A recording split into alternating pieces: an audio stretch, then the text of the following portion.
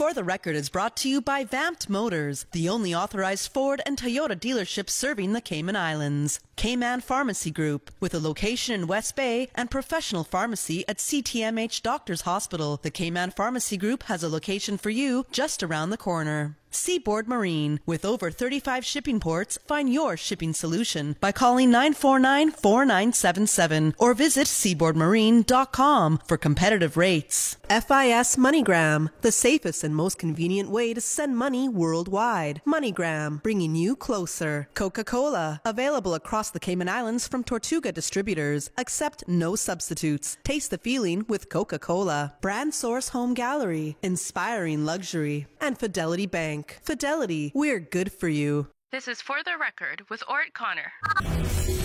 Coming to you live from Radio Cayman Studio. For the Record. For the Record. For the Record. Hear from your government officials, independents, and the opposition on issues that matter to you. For the Record. Engage in an open dialogue between residents and lawmakers. For the Record. For the Record. For the Record. Informative, impartial, insightful. This is your talk show. 1-800-534-8255. Your calls, your input. This is For the Record. And now, your host, Ort Connor. Good morning and welcome to For the Record. Today is Wednesday, the 10th day of June 2020. Hope and I trust that everyone had a restful, peaceful evening. Those of you who are on the roads of the Cayman Islands, whether you're a pedestrian, cyclist, operating any type of motorized vehicle on the roads of the Cayman Islands, we again urge you to be extremely cautious. The crazies are back out there now. I repeat it, the crazies are back on the road now. So we're seeing a lot of crazy things happening. Drivers behind you riding on your bumper, unsafe overtaking of vehicles without any concern whatsoever. The large dump trucks on the roads of the Cayman Islands, they feel that they're the masters and the rulers of the road. They don't give way. They basically bully their way through. If they're crossing cyclists on the road, rather than easing up and waiting until it is safe to cross, they will just squeeze by and basically almost physically push the cyclists off the roads as well. So the crazies are out there. I call them the crazies, and that's basically what they are, because they have a total disregard for human life, at least those persons that they're endangering, as well. If they want to go out there and do something to themselves, that's a different story altogether. That's their decision. But you have a responsibility, moral, legal responsibility to protect those persons on the road. That's what the laws are there for, and you need to ensure that that is done. Tough job for the police because they can't be everywhere at the same time. But we can only rely and we can only appeal to the drivers on the road to please, please, please be extremely cautious. There's nothing out there that is more valuable than a human life. For those of you who are celebrating a birthday today, we want to wish you a happy birthday. If you've celebrated one over the past few days, a belated happy birthday as well. Those of you who have lost loved ones, again, we want to extend our sincere condolences to you, and we hope and we trust that your faith will help to carry you through these very challenging times. So, folks, I want to thank you for allowing Radio Cayman, and by extension For the Record, into your homes, into your vehicles as you traverse the roads of the Cayman Islands, into your places of work, wherever that may be. As you know, For the Record is a show produced by the staff and the management of Radio Cayman, and it is geared towards keeping you abreast of issues as they arise and play out on the local, regional, and international scene. I am your host, Ort Connor, and you're welcome to join me every Monday, Wednesday, and Friday from 7:30 a.m. until 10 a.m. During that time, our phone lines are always open. This morning, this week, and probably next week as well, You will hear that radio voice of Silver Fox, Mr. Paul Akaya. You can call us on our toll-free number provided courtesy of Flow, that toll-free number, 1-800-534-8255. You can also call us on 949-8037 and the 949-6990. Email us at fortherecord, one word, fortherecord at candw.ky. WhatsApp us, 925-3261, where you can leave us a text message or send us a voice note, the contents of which will be played during the course of the show. And of course, you can follow us on YouTube simply by subscribing to Radio Cayman live stream. We're going to begin the show this morning by giving you an update on the COVID-19. This was the press briefing on Tuesday, yesterday, the 9th of June. And some of the highlights there, 5 persons tested positive out of 690 tests. All of these cases were locally contracted. As of yesterday, a total of 15,423 tests had been performed in the Cayman Islands, and that's elevates the Cayman Islands to 4th in the world in terms of per capita testing of the population, which is good. And by having so many tests being done, it certainly gives us a much better picture of the extent that the COVID-19 is out there in our population as well. And of course, those tests will continue. In Cayman Brac, 900 persons have been tested. And this includes repeats such as for healthcare staff. And they've pointed out that over 45% of the Brac's population has now been screened. Another bullet point, in the Cayman Islands, it is clear that the spread of COVID-19 in the community has been occurring through asymptomatic persons as well. And of course, there's some issues with the World Health Organization in relation to asymptomatic persons and the ability to transmit the virus to others. We hope that they will get that resolved soon. But as many of the renowned world leading experts have pointed out, that there's still so much about this COVID-19 virus that we don't know. So much we don't know about it. We're in a learning phase, and I'm sure that, 4 or 5 years down the line, we're going to hear something that we didn't know about this virus later on, as well as the research and the re-evaluation of the whole thing goes along. So we don't know all there is to know about this virus. That is why it is so important for governments, for political leaders to move cautiously when it comes to reopening, when it comes to relaxing the protocols and restrictions that have been put in place.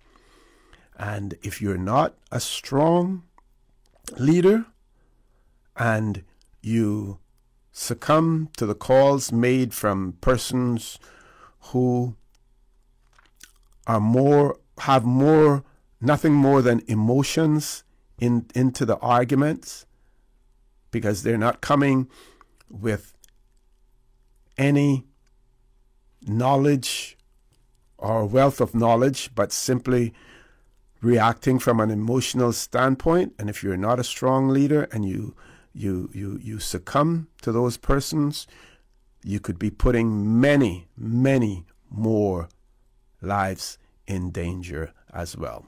So let's go back to the bullet points. That was just my little aside there. Another bullet point: with further relaxation of restrictions, the onus for better control falls on the public, who must self-manage and follow all prescribed guidelines, such as 6 feet social distancing, wearing masks, practicing proper hygiene, and washing hands frequently. So all of those things, will have to be done, but the government will still have to be the watchdog, or when I say the government, that means includes the public health department and their staff as well. There are certain aspects and certain controls that still have to remain in place.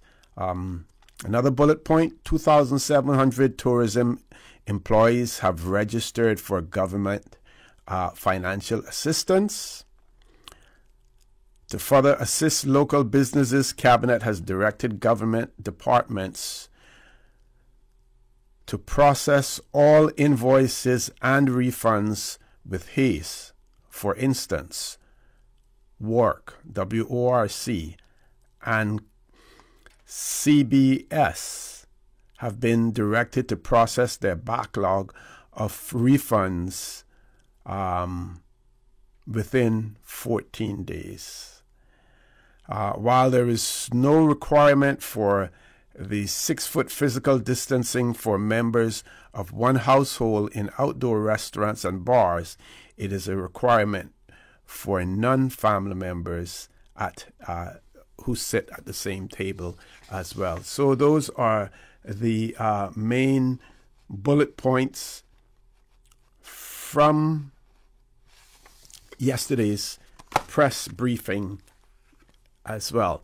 There are several news releases also that I want to share with you this morning. This one has to do, with work permits, and while some may question the whole issue of why are we interested in work permits now, well, there are still people in the Cayman Islands who are under the work permit regime who have not left the Cayman Islands during the epidemic, and there are situations with them that have to be addressed. So this press release is entitled Deadline for Work Permit Applications Extended, and it reads, employers whose work permits expired since the shelter-in-place order came into force, that is on the 27th of March, are required to apply for a renewal by the 30th of June. So by the end of this month, you are required to apply for a renewal of your work permits if they expired since the 27th of March of this year. You have to do that in order for you to be in compliance with the law. Goes on to read that the original deadline for employers of the 31st of May has now been extended following consultation with private sector stakeholders, including the Chamber of Commerce. Employers must first advertise the position on jobscayman.worc.gov.ky, and that those advertisements must run for at least 14 days before any work permit renewal application can be made. Where Caymanians have applied for the position and are not successful candidates, employers are required to supply names of all applicants, qualifications, working experience and background, inclusive of detailed reasoning for not employing the Caymanian. Guidance on how to use this site has been provided to businesses via how to they're provided on www.worc.ky, and a registered webinar recently hosted by the Chamber of Commerce. That information was provided also. It also goes on to read, no action will be taken against an employer or worker who has continued working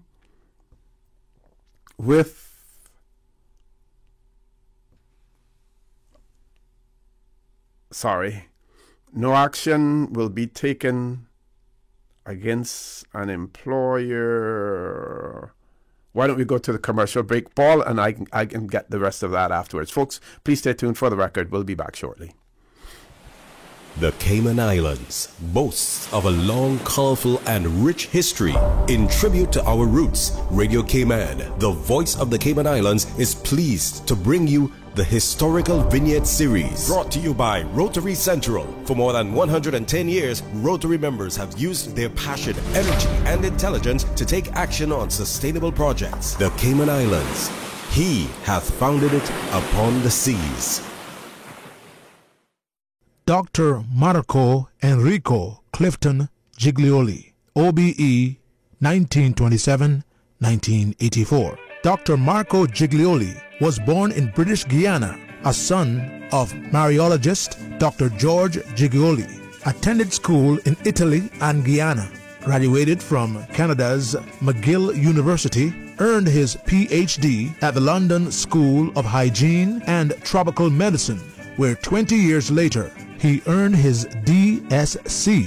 Before coming to Cayman, he worked with the World Health Organization in Liberia and the Medical Research Council in the Gambia. In 1965, he was appointed Director of the Cayman Islands Mosquito Research and Control Unit, MRCU. The ensuing 19 years saw the island emerge as a major tourist destination and financial center, in large part owing to the physical and chemical control methods. At that time, the MRCU suffered budgetary restraints, and many retired Caymanian businessmen helped the program as volunteer foggers. Dr. Giglioli used his contracts at leading British universities to establish a research program in Cayman, and in 1974 he was made director of the National Resource Laboratory, which evolved into the Department of Environment. When he died at 57, he was honored with an official funeral. Radio Cayman's Historical Vignettes was brought to you by Rotary Central. For more than 110 years, Rotary members have used their passion, energy, and intelligence to take action on sustainable projects.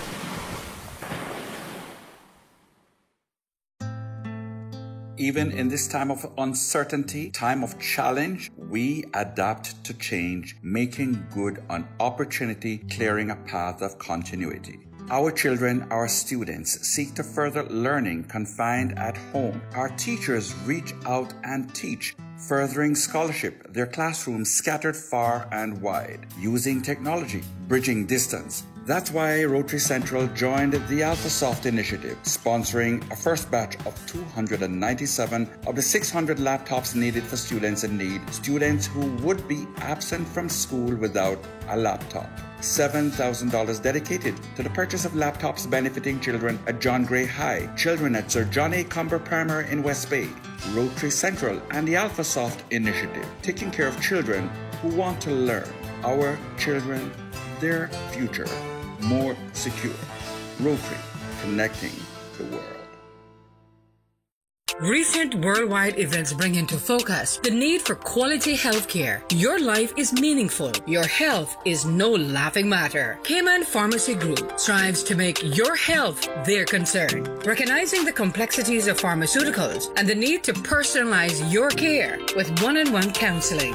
West Bay Pharmacy, Savannah Pharmacy, and CTMH Doctors Hospital Pharmacy. Convenient quality care is just around the corner. Visit CaymanPharmacy.com for more information. Cayman Pharmacy Group, taking care of your health.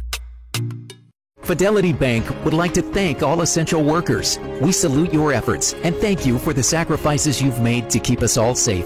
During these challenging times we're facing, our top priority is the health and safety of the communities we serve. And while it's true that things are changing rapidly every day, one thing that will never change is our commitment to giving you the best and sound financial solutions to help you during and after the coronavirus pandemic. At Fidelity Bank, our focus will always be you.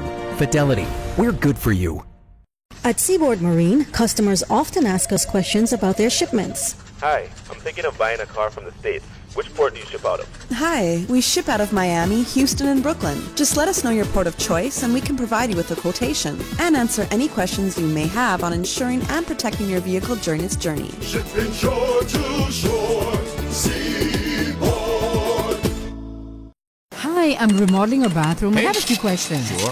What are some ideas to make my bathroom feel larger? How do I know if I'm picking the right vanity? How do I choose a new toilet or a new countertop? Also, the lighting is terrible. Can I put a window or a skylight? And do I really need an exhaust fan? You've come to the right place. At Brand Source, we custom design kitchen and baths, and our talented design team can help answer your questions. Whether you're looking for a modern, functional family bathroom or a luxurious personal retreat, we'll help create that beautiful space that makes your home yours. And if you're in a rush for a new look and have a limited budget, our ready-to-install bathroom vanities built with solid wood and countertops of the finest materials are a quick and easy remodeling solution. For the very best in custom-designed kitchens and baths, visit Brand Source Home Gallery on Dorsey Drive, Industrial Park, Cayman's Kitchen and Bath Center. System 1 loaded. 1-800-534-8255. What is on your mind when it comes to the government, independence, and the opposition? Issues that matter to you. 1-800-534-8255. Waiting to hear from you. For the Record. This is For the Record with Ort Connor. Good morning and welcome back to For the Record. I was sharing with you information in relation to work permit renewals before we went to the commercial break. I just want to make one correction on the bullet points from the press briefing as well, and it has to do with the bullet point that read, to further assist local businesses, Cabinet has directed government departments to process all invoices and refunds with haste.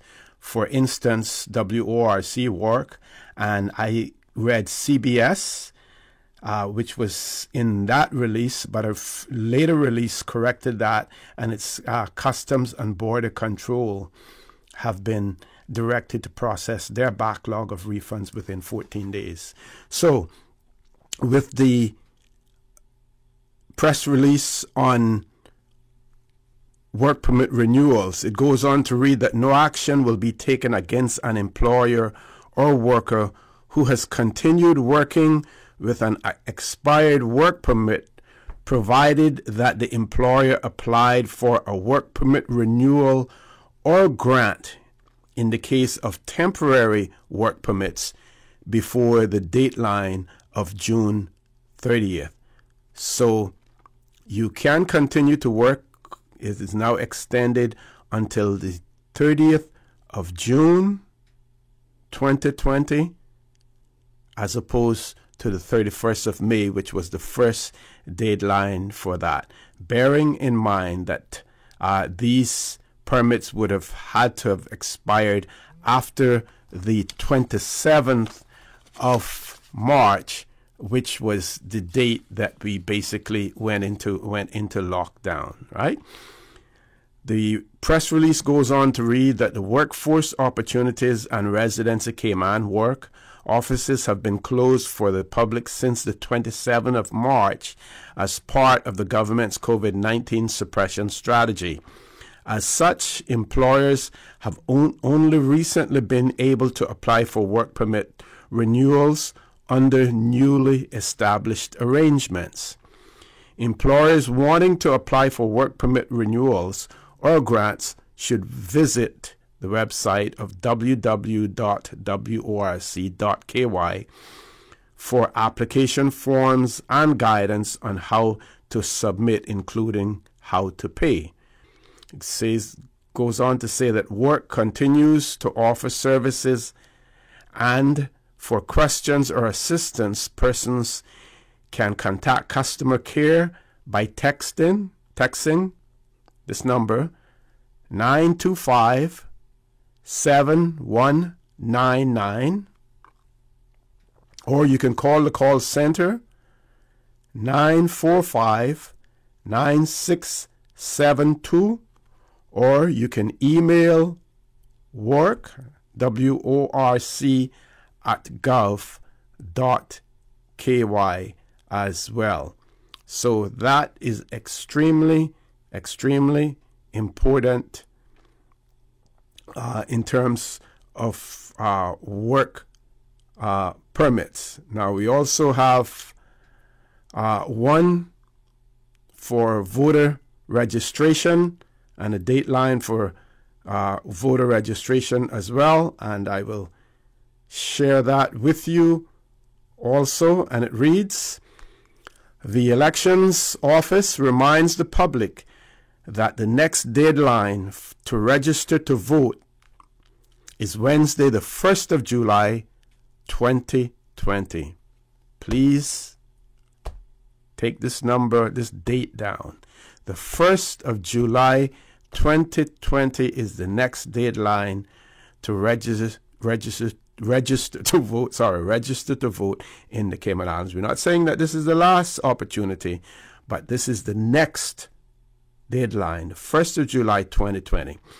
Those who register by this date will be included in the register of electors and be able to vote from the 1st of October 2020 onwards, because the 1st of October 2020 is when that new register of electors will come into force. That will be the one that if an election was to be held after that date, the 1st of October would be used. And of course, there's another date because the register is updated on a quarterly basis. So in another 3 months' time, there will be another update again. Goes on to read that the current register of electors stands at 21,800. Individuals wanting to vote in the next general election scheduled to take place on the 26th of May 2021 have until the 4th of January 2021 to register to vote if they haven't already done so. So the last opportunity that you will have to register to vote in the May 26, 2021 elections will be the 4th of January 2021. Okay? Goes on to say that as of Wednesday, the 10th of June, the elections office will be open. That is today. The elections office will be open from 9 a.m. to 1 p.m. on Wednesdays and Thursdays to facilitate voter registration, change of name, change of address, forms, and for the printing of voter identification cards for those persons who are already registered. To register to vote, the following requirements must be met. 1. Person must be a Caymanian. 2. Person must be age 18 years or older. 3. The person must be a resident in the Cayman Islands. 4. The person must have resided in the Cayman Islands for no less than a total of 24 months in the last 4 years. Also, those wishing to register to vote are reminded of the following registration process. Complete an application form, which is Form 4, available from the Elections Office website. Submit the application form along with the required supporting documentation either in person to the Elections Office or via email to the registering officer for the district or to office@elections.ky. The list of supporting documents required is provided below. Hope I have enough time before the 8 o'clock news to do that. Caymanian status holders, birth certificate, Caymanian status certificate or letter, photo ID, either passport or driver's license. For Caymanian-born persons and have Caymanians or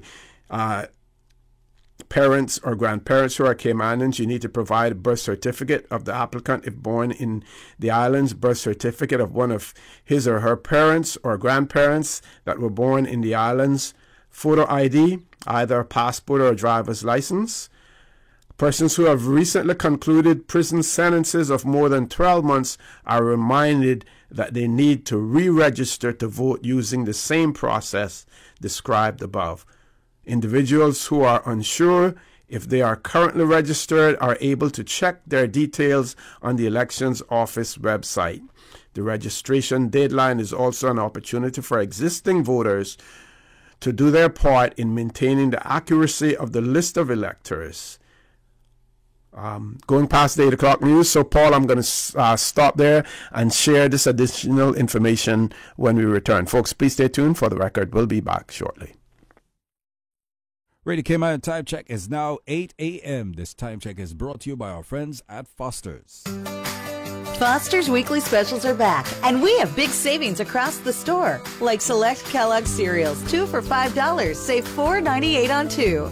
Jet Fresh salmon fillets, $7.99 a pound, save $3. And seedless watermelons, $4.59 each, save $3.40. Price is good May 28th to June 10th, 2020. Pick up our weekly specials flyer in store or visit fosters.ky for savings at your fingertips. The voice of the Cayman Islands. 89.9 FM in Grand Cayman and 93.9 FM in Cayman Brac and Little Cayman. Silver wings shining in the sunlight. Radio Cayman. The 8 a.m. news is proudly sponsored by the Chamber of Commerce Pension Plan. For further information, please visit chamberpension.ky. We are here for you. Whether you are in extreme financial need, have lost your job, have been directly or indirectly affected by the pandemic, we are here. The Chamber of Commerce Pension Plan is here to assist through the Cayman Islands Government Emergency Withdrawal Program. To withdraw, visit chamberpension.ky and complete the online application form by filling in your personal details, the amount you wish to withdraw, and upload a notarized government ID such as your passport or driver's license. For information as it happens, visit chamberpension.ky or follow our social media pages on Facebook, LinkedIn, or Instagram. Email admin@pensions.ky or call 745-7630. We thank you for your patience as we address the high volume of email and phone queries. The Chamber of Commerce Pension Plan. You can count on us. Your voice, your choice for today's biggest news. Radio Cayman, the voice of the Cayman Islands.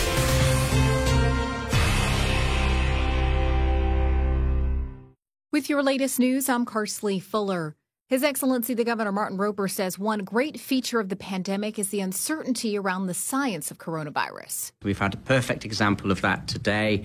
Dr. Lee talking about the question of viral load and how infectious asymptomatic people are, and then the WHO one day saying it's very rare to be infectious if you're asymptomatic, and the next day rowing back. So I think all of that simply underlines that our approach of being cautious, taking very gradual, carefully thought through measures is absolutely the right one to adopt. Governor Roper says there's a real sense of optimism in how Cayman is tackling the virus, and the positive cases do not cause as great a concern at the moment.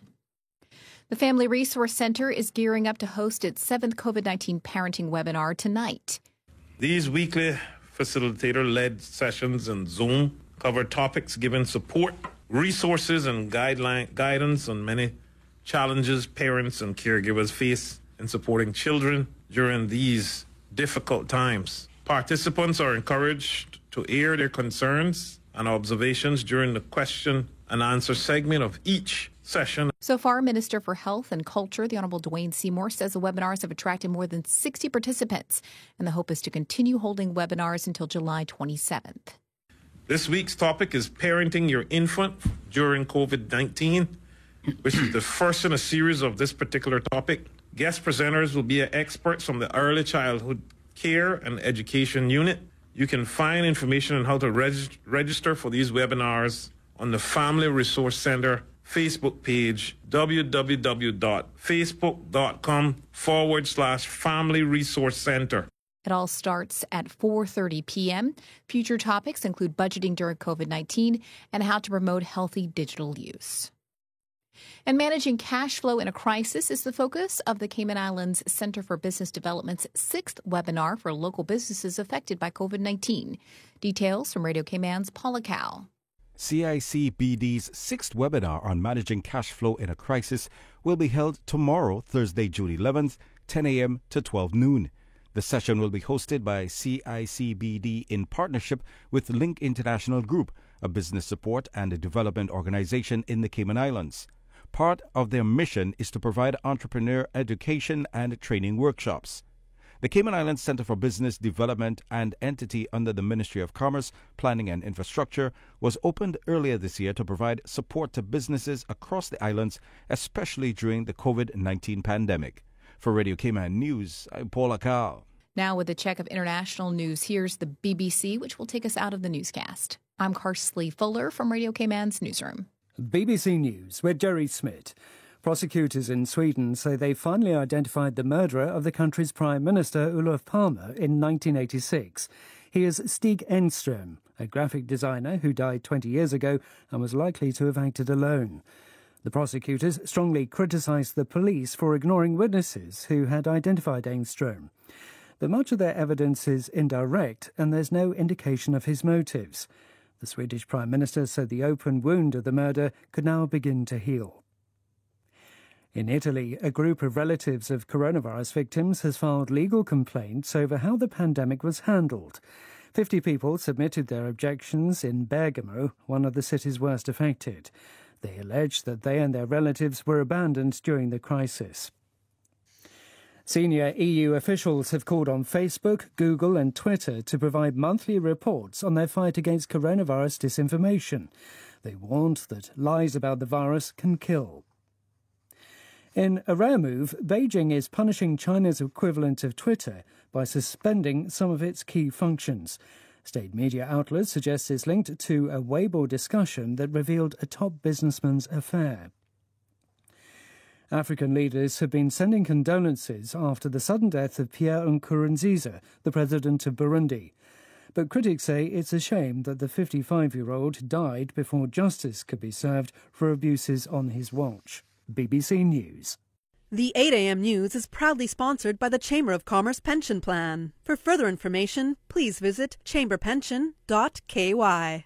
We are here for you. Whether you are in extreme financial need, have lost your job, have been directly or indirectly affected by the pandemic, we are here. The Chamber of Commerce Pension Plan is here to assist through the Cayman Islands Government Emergency Withdrawal Program. To withdraw, visit chamberpension.ky and complete the online application form by filling in your personal details, the amount you wish to withdraw, and upload a notarized government ID such as your passport or driver's license. Visit chamberpension.ky or follow our social media pages on Facebook, LinkedIn, or Instagram. Email admin@pensions.ky or call 745-7630. We thank you for your patience as we address the high volume of email and phone queries. The Chamber of Commerce Pension Plan. You can count on us.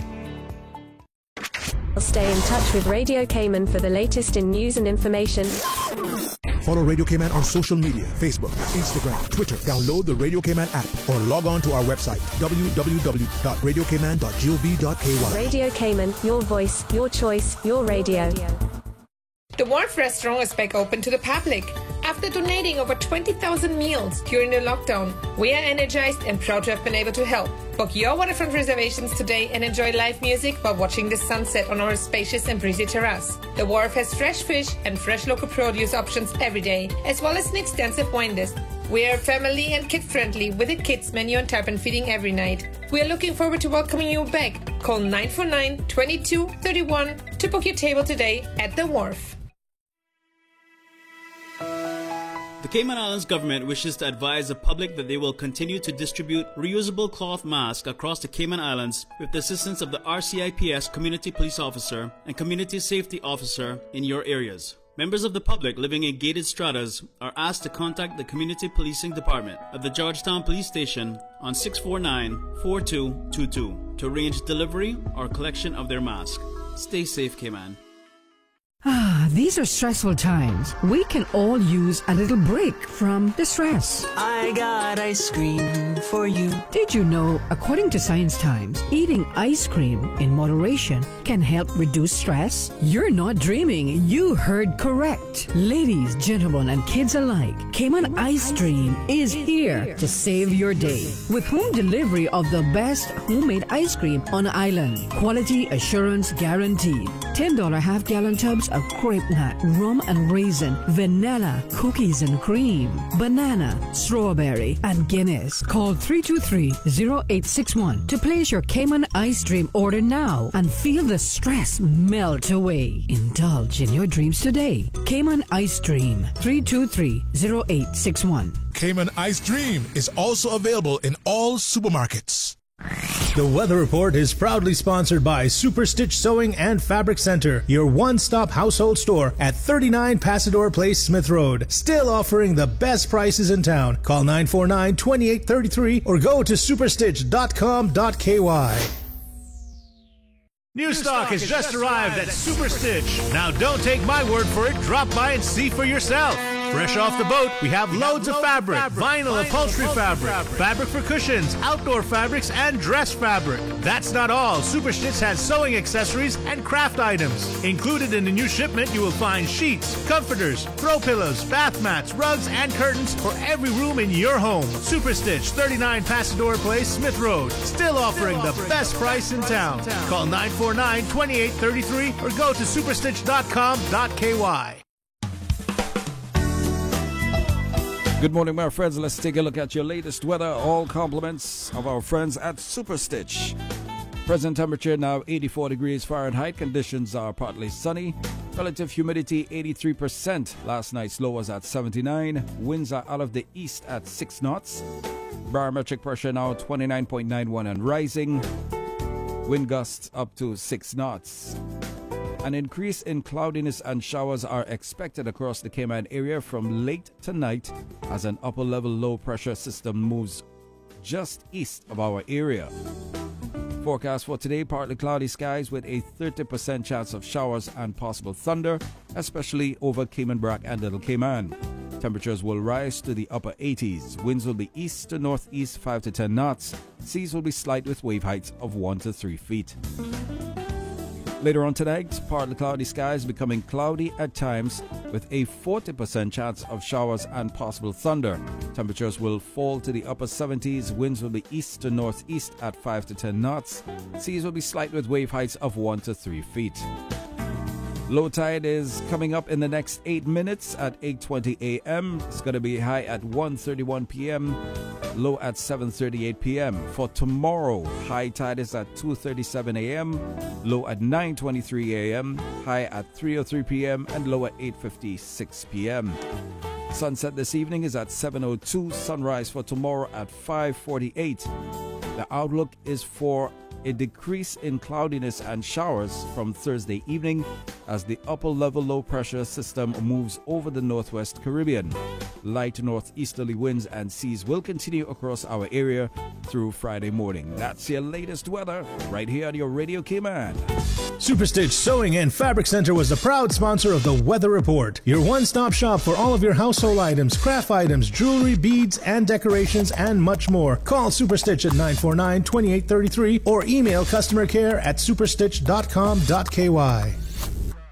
Super Stitch. We are known for our amazing fabrics, top quality tailoring, and dressmaking. But did you know that we also carry trimmings, glitter, sequins, acrylic paints for fabrics and craft, floral wire, glues, markers, foam balls, and assorted ribbons? Yes, we do. You have a do-it-yourself project? Just pop into Super Stitch and see what we have in store for you. There is a craft item for your every need. My favorite, the beads, glass ones, flat, and even those shell ones. Super Stitch, your one-stop household store at 39 Pasadora Place, Smith Road. Still offering the best prices in town. Call 949-2833 or go to superstitch.com.ky. During these unprecedented times, Radio Cayman, the voice of the Cayman Islands, is pleased to bring you the Cayman Strong Series. The Cayman Strong Series is brought to you by OnCourse Cayman. Visit oncourse.ky to view a full list of wellness services and their qualified team. OnCourse Cayman, health, wellness, and happiness.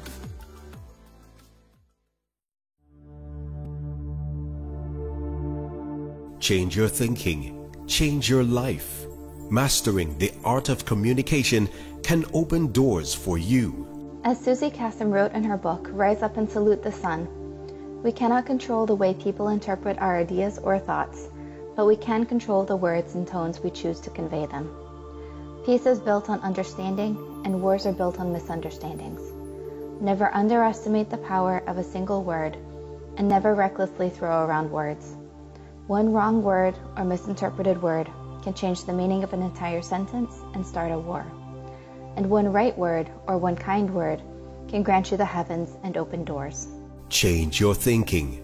Change your life.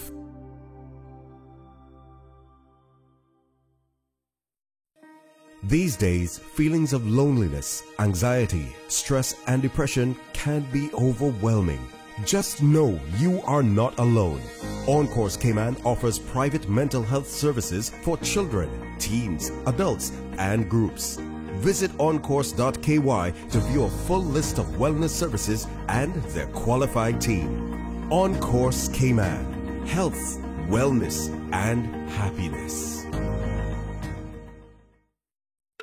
Radio Cayman's Cayman Strong series was brought to you by OnCourse Cayman. Visit oncourse.ky to view a full list of wellness services and their qualified team.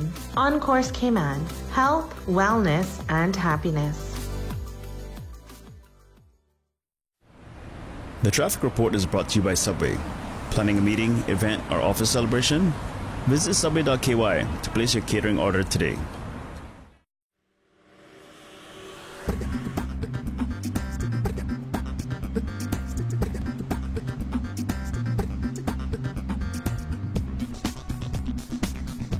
Good morning, Cayman. Let's take a look at your traffic situation right now. Of course, let's start off in West Bay, coming in from the four-way stop.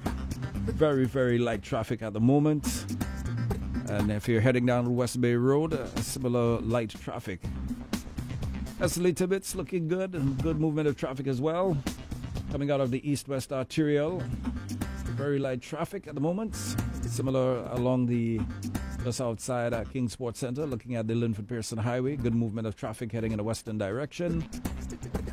Coming into Georgetown, most streets are very light with traffic. Of course, as OC say, over there, the crazies are not going over the speed limits. Please observe the speed limits. Drive safely. And take it easy. The traffic report brought to you by our friends at Subway.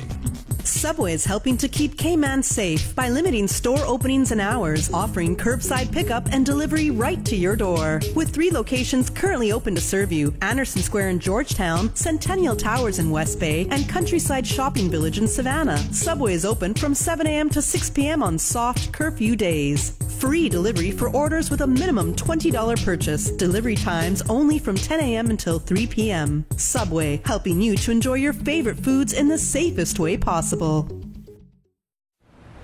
The traffic report is brought to you by Subway. Planning a meeting, event, or office celebration? Visit subway.ky to place your catering order today. Even in this time of uncertainty, time of challenge, we adapt to change, making good on opportunity, clearing a path of continuity. Our children, our students, seek to further learning confined at home. Our teachers reach out and teach, furthering scholarship, their classrooms scattered far and wide, using technology, bridging distance. That's why Rotary Central joined the AlphaSoft initiative, sponsoring a first batch of 297 of the 600 laptops needed for students in need, students who would be absent from school without a laptop. $7,000 dedicated to the purchase of laptops benefiting children at John Gray High, children at Sir John A. Cumber Primary in West Bay, Rotary Central, and the AlphaSoft initiative, taking care of children who want to learn. Our children, their future, more secure. Rotary, connecting the world. Helping children cope during this pandemic is important. Remember, dealing with the outbreak calmly provides your child with the best support. Lead by example and take care of your needs too. To support your child, listen and acknowledge their fears and questions. Provide clear information and be aware of your own reactions. Help children by creating new routines, limiting their exposure to media, and encouraging them to talk about what they've seen and heard. For free and confidential support, call the Mental Health Helpline weekdays from 9 a.m. to 5 p.m. at 1-800-534-MIND. That's 1-800-534-6463. Beach access is now allowed using the last named protocols, but strictly for exercise, including swimming. Persons can exercise for up to 2 hours each day between 5:15 a.m. and 7 p.m. daily. Shoreline fishing and fishing by boat are allowed, but limited to 2 persons per boat. Strata pools can be used for swimming, and tennis courts can also be used, but are limited to members of a single household or a maximum of 2 persons with social distancing maintained. All residents must wear face masks or other face coverings while taking public transportation inside buildings or other public places. For more information and to view the new regulations in full, go to www.gov.ky/coronavirus. For the record, with Ort Connor. Initiating system. For information that matters. For the record, with Ort Connor. Continues right now on Radio Cayman. Good morning and welcome back to For the Record. It is also my pleasure now to have in the studio with me none other than MLA Mr. Kenneth Bryan, and as you know, he represents Georgetown Central in our Legislative Assembly. Mr. Bryan, good morning, sir. Welcome to For the Record. Good morning, Mr. Connor, and good morning to your listening audience here in Cayman and Georgetown Central, Grand Cayman, Little Cayman, and across the world. It's a pleasure to be here this morning. It's always good to be able to interact with the people. Hopefully we can get some good discussions today and some good interaction with the public by way of calls or texts or emails. Communication as a representative of the people is always important to me. So there's a few things I want to talk about today. Nothing too controversial, thankfully. At least until it comes out. Until somebody calls in and stirs it up. But yeah, it's a pleasure to be here, and I want to remind the listening audience that as your representative, you know, sometimes you don't always get the privilege or the opportunity to speak with your representatives. If something on your mind that you want to ask or you have concerns about, I may not necessarily have the answer, but I'll do my endeavor best to answer it the best I can, or at least find the information for you. So it's a pleasure to be on here. Okay, Mr. Bryan, before the 8 o'clock news, I was sharing with the audience the fact that the elections office is open as of today, and it will be open from 9 a.m. to 1 p.m. On Wednesdays and Thursdays to facilitate voter registration.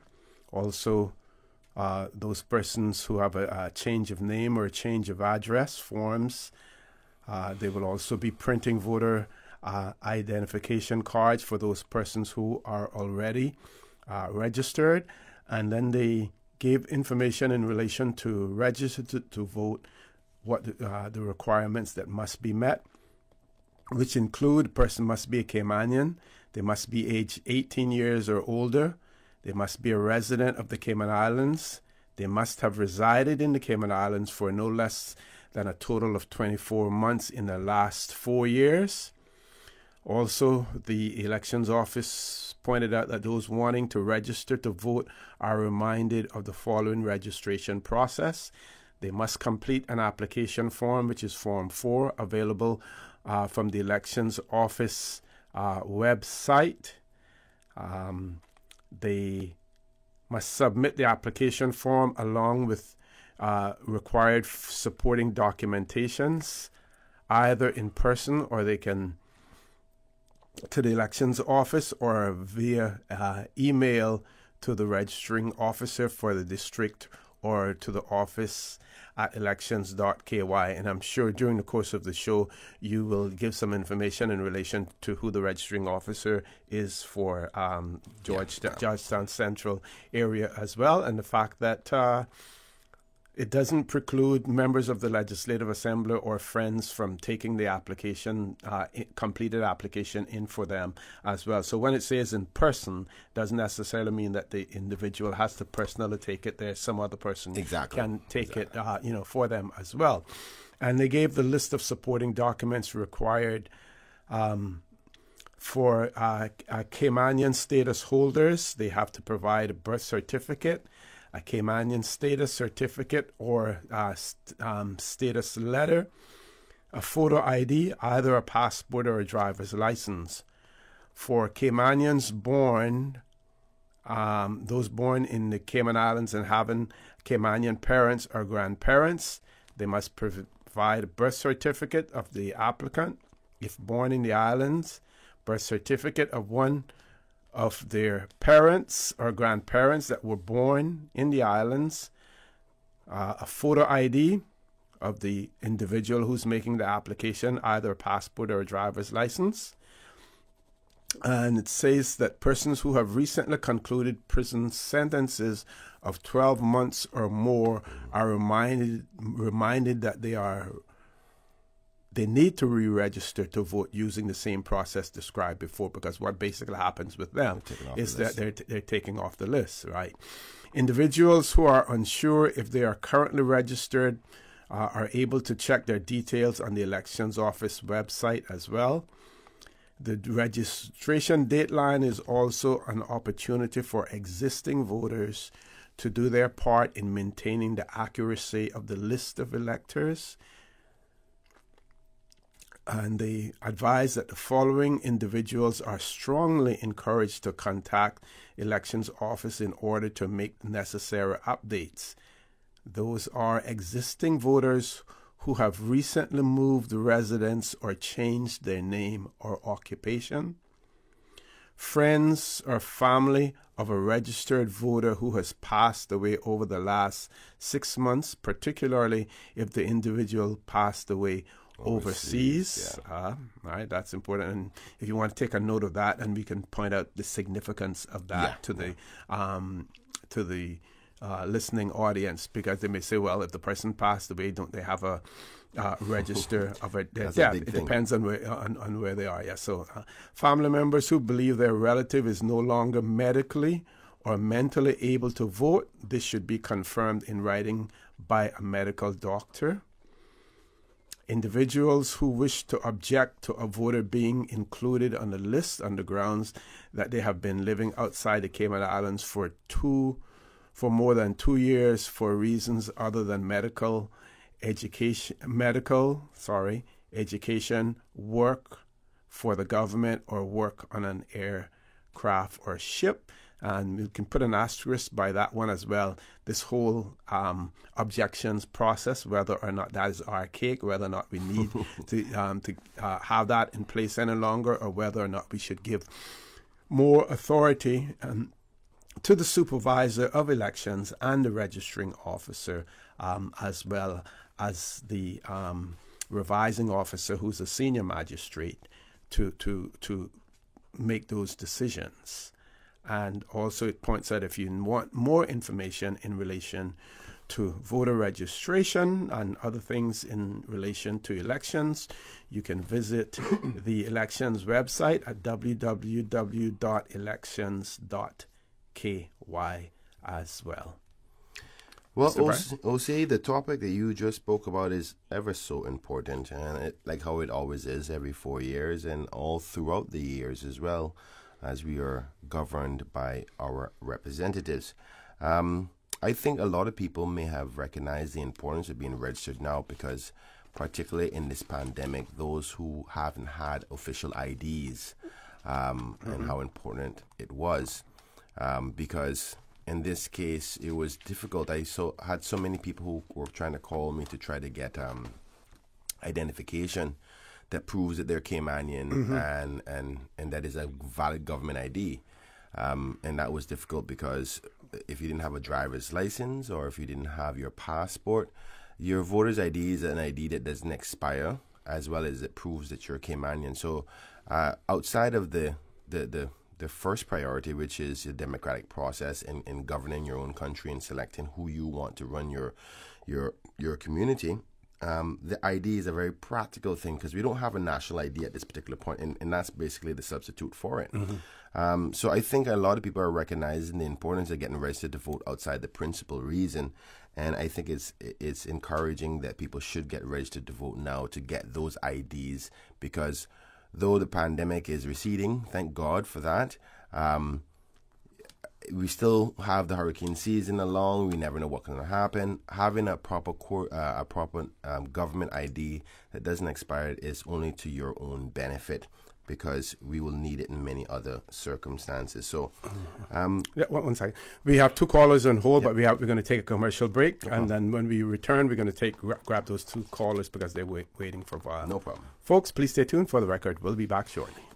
Recent worldwide events bring into focus the need for quality health care. Your life is meaningful. Your health is no laughing matter. Cayman Pharmacy Group strives to make your health their concern. Recognizing the complexities of pharmaceuticals and the need to personalize your care with one-on-one counseling. West Bay Pharmacy, Savannah Pharmacy, and CTMH Doctors Hospital Pharmacy. Convenient quality care is just around the corner. Visit CaymanPharmacy.com for more information. Cayman Pharmacy Group, taking care of your health. Fidelity Bank would like to thank all essential workers. We salute your efforts and thank you for the sacrifices you've made to keep us all safe. During these challenging times we're facing, our top priority is the health and safety of the communities we serve. And while it's true that things are changing rapidly every day, one thing that will never change is our commitment to giving you the best and sound financial solutions to help you during and after the coronavirus pandemic. At Fidelity Bank, our focus will always be you. Fidelity, we're good for you. Honey, our fridge has stopped working again. Everything in the freezer is melting. We need to get this repaired right away. I'm calling Brand Source Service. When you need the very best appliance service, call Brand Source Service at 623-5000. Offering service and installation of all brands and models of appliances. Brand Source Service is Cayman's source for appliance parts and repairs, with qualified and experienced technicians and the island's largest stock of appliance parts. Brand Source Service will have your repair completed in a flash. So, whatever the problem is, call the experts at 623-5000. Brand Source Service, Dorsey Drive, Industrial Park. Telephone 623-5000. We all know there's nothing more refreshing than the taste of an ice-cold Coca-Cola straight from the cooler. No one can stop me when I taste the feeling. Whether it's celebrating a birthday, promotion, or just a great meal, make each moment a Coca-Cola moment. No one can stop me when I taste the feeling. Available across the Cayman Islands from Tortuga Distributors. Make sure you ask for the unforgettable flavor of a classic Coca-Cola. All residents are asked to stay at home unless you have permission to work, have to go to a medical facility, pharmacy, bank, or supermarket. If you must go out, remember to stay at least 6 feet from other persons who are not members of your household. This reduces the risk of transmission whether or not a person with coronavirus is showing symptoms. Everyone must wear face masks or other face coverings while taking public transportation, inside buildings, or other public spaces. For more information and to view the new regulations in full, go to www.gov.ky/coronavirus. System 1 loaded. 1-800-534-8255. What is on your mind when it comes to the government, independence, and the opposition? Issues that matter to you. 1-800-534-8255. Waiting to hear from you. For the Record. This is For the Record with Ort Connor. Good morning and welcome back to For the Record. In the studio with me, MLA Mr. Kenneth Bryan, and we have two callers on hold. First caller, good morning. Welcome to For the Record. Thanks for being so patient. Good morning, OC. Good morning, sir. How are you? And good morning to Mr. Bryan. Good morning, Mr. Rankin. Yeah, I understand. I heard you make mention that you might not have a lot to talk about, so you might just want to grab a pen and a piece of paper and jot down a few things. Have it on hand. Yeah, okay. First, your opinion, you can elaborate after I hang up. The Prime Minister of Jamaica, I think, kind of strong thus on open up his borders to take his nationals back, right? Mm-hmm. That was one thing. But then we have locally, his nationals are making reference that the Cayman Islands government was the one who had them held here for the fact that if construction was to open up, they would be here to assist. So we should clear the air on that one. The next one, PR. I understanding that there are hundreds of people that have not paid for their status of PR, whatever it is. Permanent residence. What right it is that we permanent residence with the right to work. Right. Whatever it is that we so easily give away, you know. And I can remember that the government, I think, had to get the board to work over time to get it up to speed, because they were all complaining that it was not being done in the timely manner that suited them. So I want to find out from you, Mr. Brian, if you think that it should be outright revoked, or outright revoked, or double the price, just like how if I don't pay the speeding ticket and I end up going to court, the judge doubles the price. So we need to look into that. Also, I have another proposal where all work permit holders should pay a $500 infrastructure repatriation fee. We can label it like that per year. That is for in case going forward we have situation like what we have now. And I throw in infrastructure there because everybody that jumps off the plane have the right to go to a beautiful beach. They just have access to this 78 square miles of beauty, right? They can just do whatever they want, right? So if you can pay it in installment, but the employee have to pay that. The employer can pay it, but it's between the two of them to get it back, right? And they can pay it in installment, but it has to be paid up before the next procurement. It'll be renewed. And the next one is, I noticed the U.S. is talking about disarming a lot of their police in the states. So I am defunding. Right. Well, that too. Well, chokehold is disarming too. So I was wondering if you all are concerned about our policemen here in Cayman going so quickly, escalating so quickly from community police to running around with a whole bunch of machine guns over their shoulder. I don't know if I noticed, but I've noticed it. And then another one. Repeat that last one for me, sir, about the machine guns. Our community policemen that you grew up with as a boy have now escalated very quickly to being very heavily armed. Okay. I've never, you know? Yeah. Right? Okay. And then, I understand that 200 cars have been landed Thursday gone, domestic cars again, to be put on our road. I keep hearing this thing thrown out that we were going to use the pandemic to get back to some normalcy, you know. But I don't know if you notice. I know she noticed, because he almost get knocked down every day. That it's back to normal. Yeah. I mean, and then for you to have now 200 come now, and I understand from the Port Authority, they're telling people, listen, if you're not really ready to clear your car, call your agency and tell them not to send it, because I understand about 700 is waiting in the transshipment in Jamaica to come. I wonder where I'm going to put them. So I just throw those things out there for you to elaborate on, being you don't have anything to talk about. I never said such thing, Graham. Graham, I never said such thing. Well, I'm the type that will put words in your mouth. I say things sometimes that don't have nothing to do with the truth. So, yeah. But I want to thank you for the mangoes. I got a lot of credit from you know who. Okay. Yeah, I got a lot of credit, boy. So, and I never mentioned your name. All right. And remember, if you show up by yourself, you get more. If you bring company, you get less. You get less. Yeah, but you shouldn't say that. No.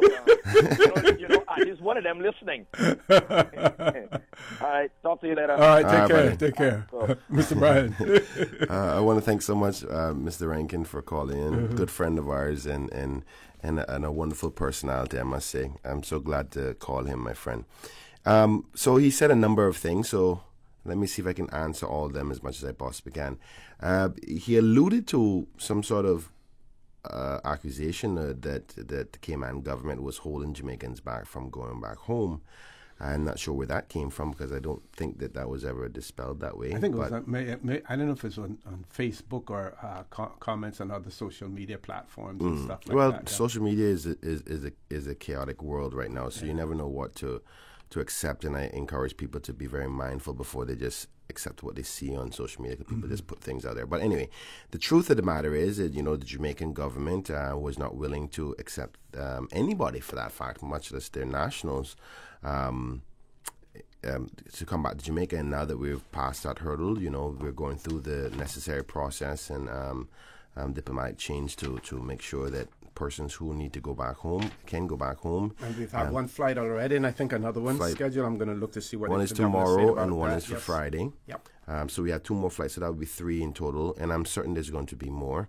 So the Jamaican Council is having that, organizing that, because there has to be some permissions agreed upon through the Jamaican authorities first. So it's not just like an open air thing. So I don't think Caymanians can go there right now. So that covers that. In respect to persons who don't pay their PR fees, I share his frustration in respect to the concern that, persons who are here on permanent residency who have not paid their fines. And I don't necessarily believe that about the revoking thing. I think they should definitely be given enough time to pay it. But what we do is constantly keep on giving them time. I think you have to be strict to your position to say, listen, if you haven't paid it, you haven't paid it.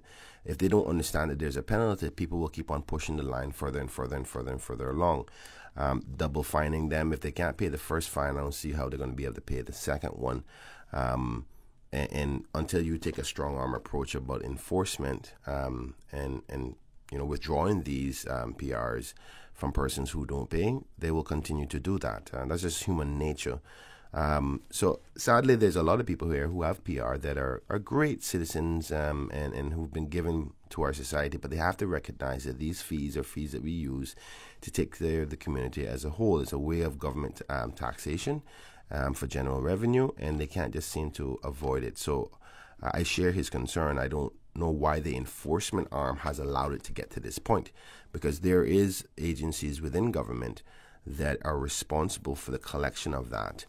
So how I see it is there should be a system in place that there's an alert that when a person's fee comes up, whatever the prescriptive allowed time, whether it's within 2-month period of the date, if you don't pay it, we're coming for you, and if you can't pay it, you have to leave.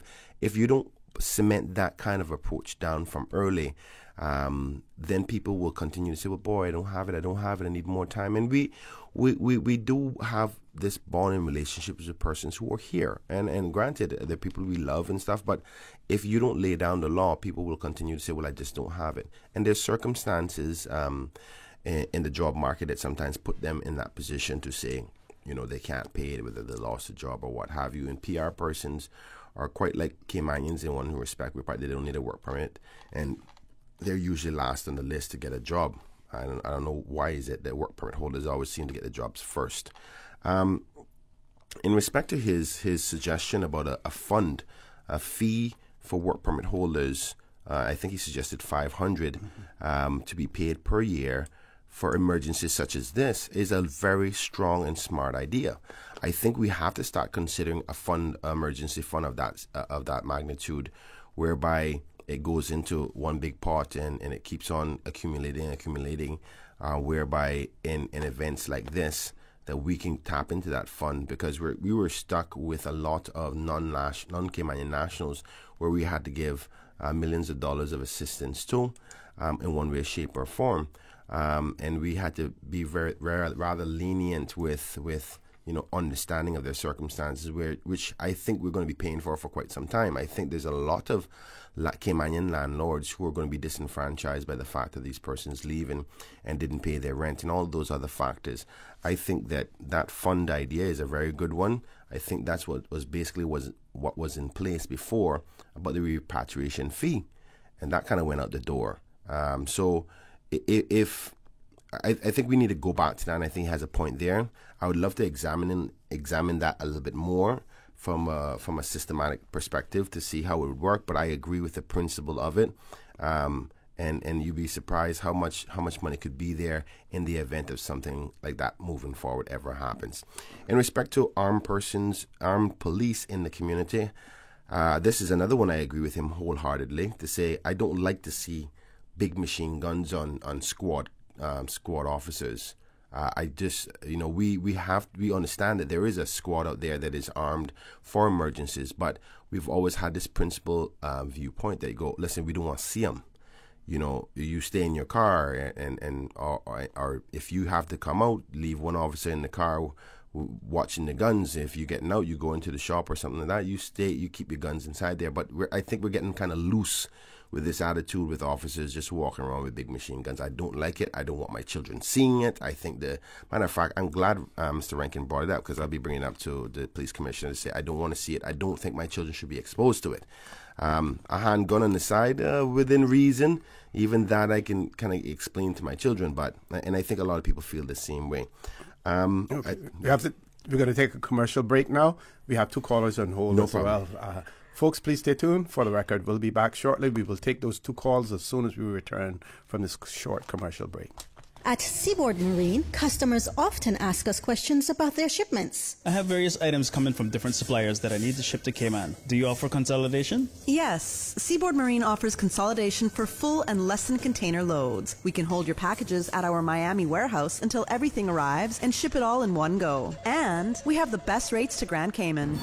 Visit seaboardmarine.com for more information. Shipping shore to shore, Recent worldwide events bring into focus the need for quality health care. Your life is meaningful. Your health is no laughing matter. Cayman Pharmacy Group strives to make your health their concern. Recognizing the complexities of pharmaceuticals and the need to personalize your care with one-on-one counseling. West Bay Pharmacy, Savannah Pharmacy, and CTMH Doctors Hospital Pharmacy. Convenient quality care is just around the corner. Visit CaymanPharmacy.com for more information. Cayman Pharmacy Group, taking care of your health. We all know there's nothing more refreshing than the taste of an ice-cold Coca-Cola straight from the cooler. No one can stop me when I taste the feeling. Whether you're celebrating a birthday, promotion, or just a great meal, make each moment a Coca-Cola moment. No one can stop me when I taste the feeling. Available across the Cayman Islands from Tortuga Distributors. Make sure you ask for the unforgettable flavor of a classic Coca-Cola. Dear parents and guardians, we deeply care about our students and understand the challenges you may now face during these unprecedented times. We want you to know that we are committed to ensuring that your child's education continues and that you are not alone. We are doing everything we can to make sure no child is left behind. But to do so, we need your help to get connected and stay connected with you and your child. So reach out to us and speak with us about how we can best support you and your needs. Working hand in hand with you is the only way to secure our children's future. We are in this together. A message from the Edna Moyle, Georgetown, Theoline McCoy, Savannah, and West End Primary Schools. Fishing is permitted between the hours of 5:15 a.m. and 7 p.m. through Saturday, 6th June. Starting Sunday, 7th June, the restriction on the use of boats for fishing will be relaxed in Grand Cayman and Cayman Brac and will permit fishing between the hours of 4:45 a.m. and 9 p.m. each day of the week, including Sunday, but no more than 6 persons may be on a boat. In Cayman Brac, boats may also be used for leisure during these times, but inter-island travel by boat is not permitted. No fishing, no boating or congregating is being permitted at Stingray City, Starfish Point, Rum Point, or the Sandbar. This means that a person may not anchor any boat, exercise on the beach, fish or swim, or carry out any activities in any of those areas. This restriction does not impact beachside residents exercising at those locations. For the record, with Ort Connor. Initiating system. For information that matters. For the record, with Ort Connor. Continues right now on Radio Cayman. Good morning and welcome back to For the Record. 2 callers on the line. MLA Mr. Kenneth Bryan in the studio with me. We're going to go to the callers. First caller, good morning. Welcome to For the Record. Good morning, Mr. O.C., and good morning, Mr. Bryan. Good morning, ma'am. Fine, how are you? Good morning. Okay, I just want to make 2 complete and I'm gone. Okay. Saturday, I was sitting on my porch. O.C., you know where your immigration friend used to live across from me? Right, huh? Okay. Talking about it. O.C., I just peeped. I was picking my chin. I saw a lady and a little boy on a bicycle. All of a sudden, what made me really look up was when the woman said, oh, she started hollering. A car overtook. I don't know, he must have been coming from Turnway. He overtook right there by that house. And I heard when the lady tell her husband, look, like she started to holler. And there was a car coming from Northwest Point. The other car that he overtook coming from the same way he was coming almost ran into her friend. I mean, we've asked for speed bumps to be there, or see a serious accident going to be there. And that's when they'll put down everything there. You need to put speed bumps from the time they get to that 4-way straight to Northwest Point. Because when they come in, I do not know. And they're telling us, oh, we got to do this to Public Works, and we got to do this, and we got to do that. They didn't really tell me. They told my sister, because I spoke to her about it too. Now, what I want to find out, when Mr. Connolly was in, did he not change the speed limit? Yes, he did, but nothing can be done for the residents of West who live out here. Out here is a dangerous place when it comes to traffic. And hush about the people that is taking the food about. Boom, boom, boom, boom, boom, boom. I mean, government can rehire me and give me them little things, and I can get a lot of revenue right there. Now, the second thing I want to speak about, let me tell you something. You see our old Caymanian in my age group, and maybe my daughter age group, is the last that got them kind of training. They know how to clean.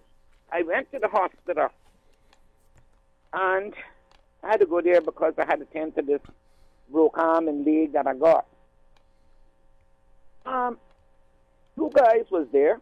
Now, how they got cross-secured, I don't know, but they say, you must wear your mask. One of them came in where we were sitting a special clinic. I don't know where he was from, and 2 other guys moved over because they saw that he didn't have on mask. And you know what really burnt me? To see somebody from Public Works walk in there with what are the security doing? No. When it comes to cleaning, and then one woman came in, I don't know what kind of cleaning that was, choo-choo, pop up. The next time I go to the hospital, I am carrying my spray, and I'm going to clean my chair, because that is how this thing is sprayed. You don't know where these people come from. Next person come and sit there, the germs are on them. Now, they're giving us, every day you must wear a mask. But are they doing it at the hospital? No. And I do not think that was right for those 2 people to come in. And the lady that was at the front, she didn't say anything, which I don't think it was her business. I think it was the security, because the security must see, because security being standing there, you should not enter the hospital unless you got your mask. And I agree with what Graham said. We Caymanians now have to get up and fight, because the only time our politicians really know us, Kenneth, I must say you are doing a wonderful job, and you keep it up. You know why? They can know us in when I put an X, you'll see them all. You'll see them all out there. But you know something? That has to stop now. If you do something for your people, do come and ask your people for a vote. I'm not asking them to give me no money. I'm asking them to put speed bumps, to do certain things. Not only me won't live there, but other people has to cross to go to the subway. We don't even have a pedestrian crossing there. Now, come on now. Come on. 4 politicians, and they know how dangerous out there. They have to see it. Somebody have to tell it to us. And then, and they're not Ms. Reba, if I can make a minor suggestion to you. In respect to asking for speed bumps from any road, there is an NLRA process that is quite simple in order to get permission to do it.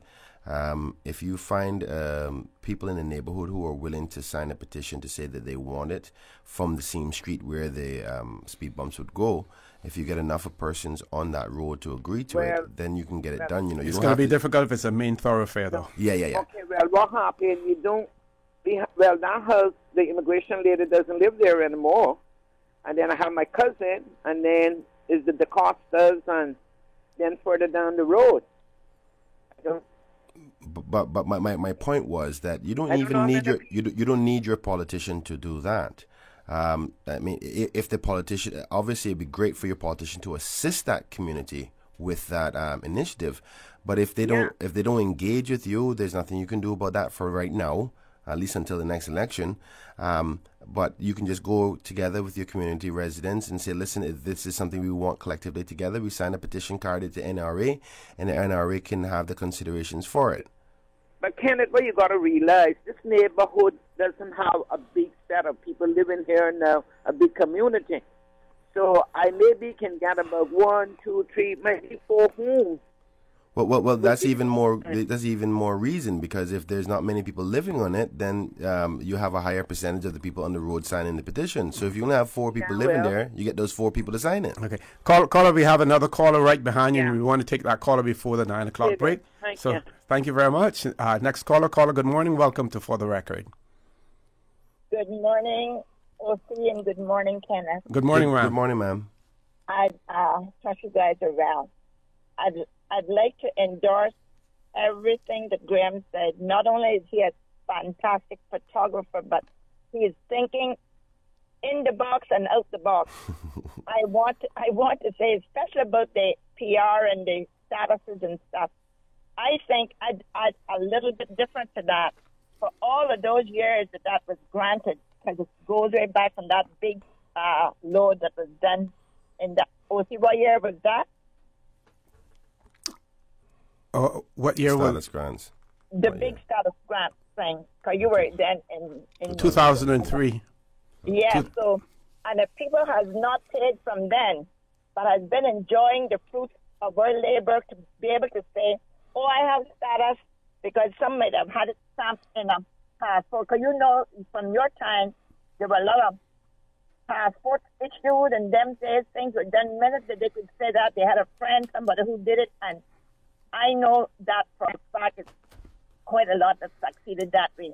So if they have not paid for it, they can't bring. Well, if they have status, they wouldn't have to pay the status grants that were given by cabinet.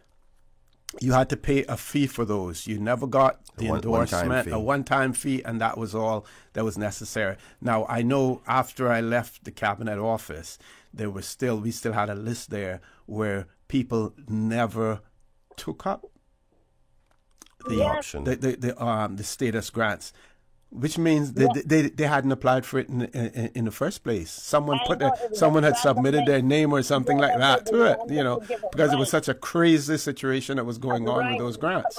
We all know about that part, but if anybody who accepted it and hasn't paid, then they wouldn't have any evidence. They can't have any evidence that they have Caymanian status then. Because that's what I'm saying.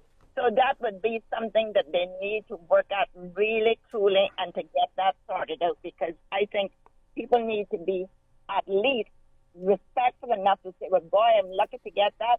Let me pay the fee, and that should be before any other fee that they wanted to get hold of. And I also would like to add this to it. I heard him say that something about the Prime Minister of Jamaica, or the whatever they called him. But I remember when he made a visit that I had seen his speech and whatnot, where he spoke of all the billions of Jamaican dollars that the workers that are in this country had put into his economy. You think that he would be anxious for them to come back home? Oh, no, because then it is that what makes and builds his economy. So for him to refuse them, not trying to help assist to give them the quarantine money or the hotel fee and all like that, that is his reason. Keep them there because I need that to come to keep my economy going and boost and whatnot. I say our country is really a lenient set of people, and I know we have rules and regulations that you say humanly you want to help and assist, but we go way overboard sometimes for the person that is not from the soil. Anyway, gentlemen, have a great day, a wonderful week. Thank you very much. And same to you as well. Headline news at 9 o'clock, top of the hour, folks. Please stay tuned for the record. We'll be back shortly. From district to district, moving through the waters to Cayman Brac and Little Cayman. Your station, your voice. All things Cayman. One radio, many people. This is home. Radio Cayman in the Cayman Islands. Today's biggest news. Radio Cayman. It's only 2 species that we have, on the island. Your voice, your choice. It is in the best interest of the people of these islands. Local, regional, international. This is Headlines from Radio Cayman's newsroom. Today's biggest news. The Family Resource Center is hosting its 7th COVID-19 parenting webinar tonight. The Minister for Culture says these webinars have attracted more than 60 participants, and the hope is to continue to hold them through July 29th. Swedish prosecutors have named the man who they say killed former Swedish Prime Minister Olof Palme in 1986, ending years of mystery. They said it was Stig Engström, a graphic designer known as Skandiaman, who killed himself in 2000. As a result, they were closing the investigation into Palme's death. He was shot in the back as he walked home from the cinema with his wife in Stockholm. And the U.S. state of Georgia has ordered an inquiry after its primary elections were marred by claims of voter suppression. Within minutes of polls opening on Tuesdays, long queues formed in the city of Atlanta, with some residents waiting hours to cast their votes. Some areas also reported shortages of the new voting machines and a lack of backup paper ballots. Voters were choosing candidates for November's general election, for which the primary is seen as a preview. U.S. President Donald Trump and his Democratic challenger Joe Biden are expected to compete hotly for Georgia in the forthcoming battle for the White House. Those are your headlines. I'm Karsley Fuller. For the latest in news and information, follow Radio Cayman on social media, Facebook, Instagram, Twitter. Download the Radio Cayman app or log on to our website, radiocayman.gov.ky. Your voice, your choice, your radio. For the record, with Ort Connor. Initiating system. For information that matters. For the record, with Ort Connor. Continues right now on Radio Cayman. Good morning and welcome back to For the Record. In the studio with me, MLA Mr. Kenneth Bryan. Mr. Bryan, I know that there's some observations and questions that some of our callers had, and you want to respond to those as well. And I just want to add one more to that list as well. In relation to the ability to register as an elector, one person wanted to know what if the person will be 18 at the end of the year, whether or not they would be eligible to still register. Under the elections law, yes, is the answer to the question. As long as the person becomes 18 before the next general election, and we now know what that date is, which is the 26th of May 2021, as long as that person becomes 18 before that date, they're allowed to register. So you can put the form in from now, and they will.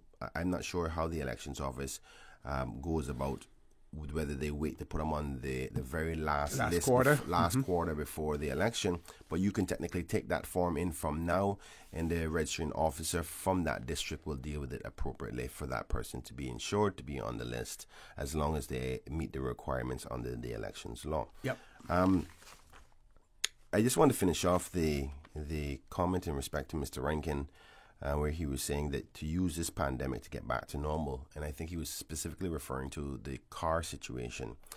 I want to just highlight that though there may be a number of cars awaiting arrival here in Cayman in the holding location of Jamaica, I suspect a lot of those vehicles are vehicles that were pre-ordered before the pandemic, and that just shows the magnitude of how many cars come here.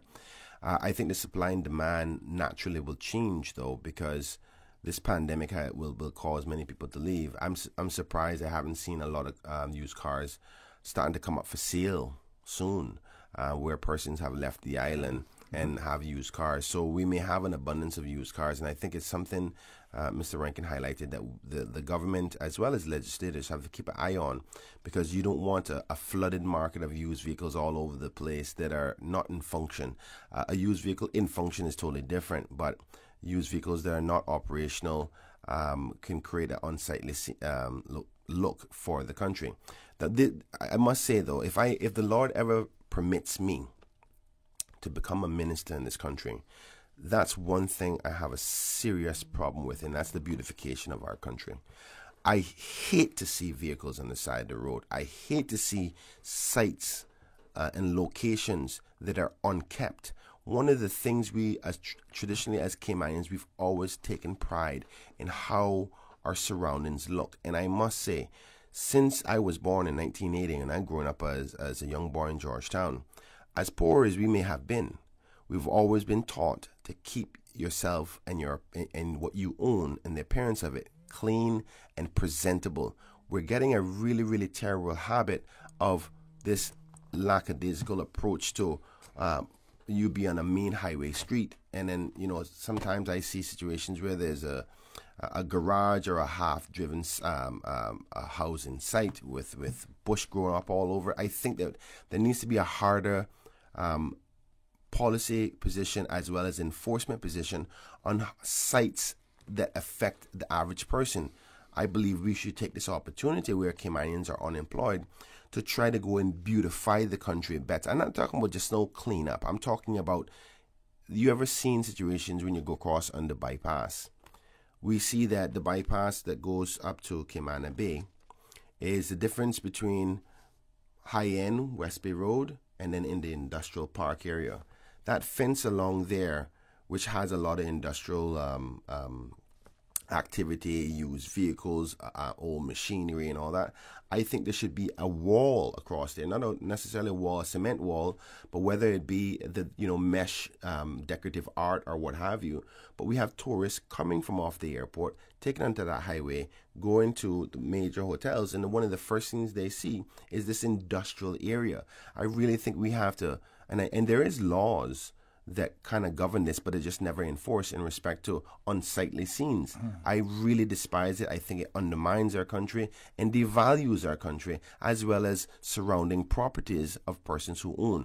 And I think it's something that if I was a part of cabinet, it'd be something I'd be taking a strong hold on, because I have another situation on King Gates Road, or Red Gate Road in my constituency, where people are just parking the car on the side of the road. I mean, like 7 cars straight lined up on government property, and nobody seems to enforce.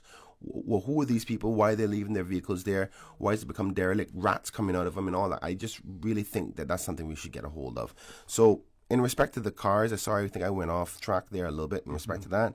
But in respect to the backup of vehicles, I think that is mainly from the pandemic. And as we heard about 8 months ago from the Councillor Austin Harris, apparently there's some report that was done on the cars on used vehicles. Whether it be enacted or not is another thing, and we are right around the corner from an election. OC, if I can, there is one topic specifically that I want to speak about that I intended to come talk about this morning, which is... Can we grab yes. one caller that we have yes. First? Caller, good morning. Welcome to For the Record. Good morning, OC. Morning. How are you? Good morning, sir. Oh, but a prize and tailing me, man. But I get know it a little bit. No, Kenneth. Yes, sir. I listen and I read a lot, right? Yes, sir. And this permanent residence thing, I heard this from a couple of years ago. Mm-hmm. That had been on 2 years, people never paid, 3 years, people never paid. Mm-hmm. Now, let me tell you something, my friend. When it comes to my trade and business license for my construction and thing, when I had that, if that go one day, my friend, if I go to the bank or the immigration, to check out, you don't have a license. Mm-hmm. So how we can enforce that? And people that come in here taking advantage of us. But I can tell you right now, our laws in the Cayman Islands is to police the Caymanians, not the foreigners. Because I am 6'1", I will be 6'2" in September. And listen to me, like I said, I read and I know what's going on. If you good enough to get to live in paradise and you gotta have an excuse not to go, you gotta go home. Not to pay, go home. And another thing, my good brethren, remember I called in the radio and told you when the money started to go to Jamaica, the weed was a come. Well, Well, they found 2 guns on a way with that, right? Yes, yes. Oh, listen, I can say it again. They found 2. Okay? Mm-hmm. They found 2. I can leave it just like that, my friend. Well, I can add to that, and usually what you find is a small percentage of actually what has entered. Yeah. Hello? I think he's gone. All right. We'll see, in respect to what he said there, I think that I can give him the reassurance that I wrote down in my notes that I'm going to the LA right after the radio anyway. I'm going to be filing a parliamentary question in respect to these PR fees, because it's legitimate concerns that we have. If you want to be a part of our society and you're on your way to becoming Caymanian, you have an obligation to do your part and play your part and pay your part in respect to being a part of this new family that you would like to become. So we need to rationalize that. I think that there's some underlying legislation or loopholes in the legislation why some of this is not being enforced. I want to examine that, and then we can have the discussion further moving forward. But I will be submitting a parliamentary question, because even though the government hasn't announced it yet officially, I think we may be having a legislative sitting on the end of this month. Okay. And I don't want to get caught in that game they did the last time where you missed your deadline for questions in motion. So I'm going to be filing some today. The topic I wanted to speak about is about technology and access to technology for the average Caymanian, and the importance of it by way of lack of opportunities for them. Firstly, because this is specific to the tourism grant that was announced by the Honorable Premier through the Deputy Premier's office and the tourism office. I want to first thank the Minister, the Honorable Moses Colonel, for creating such a option whereby the Tourism Department will be giving $1,000 for the next 3 months to Caymanians who lost their jobs in any job that was related to tourism. I think it's a great initiative. I think it will definitely benefit a lot of people. So I want to congratulate him and thank him so much, because my constituents appreciate it, and I've been getting calls from all over the island about this. But I have a little problem with it. It's not too severe, but it's something very, very important. If you've noticed, OC, a lot of the things that they're offering help with, everything seems to be geared online. And I understand the reason why with the pandemic.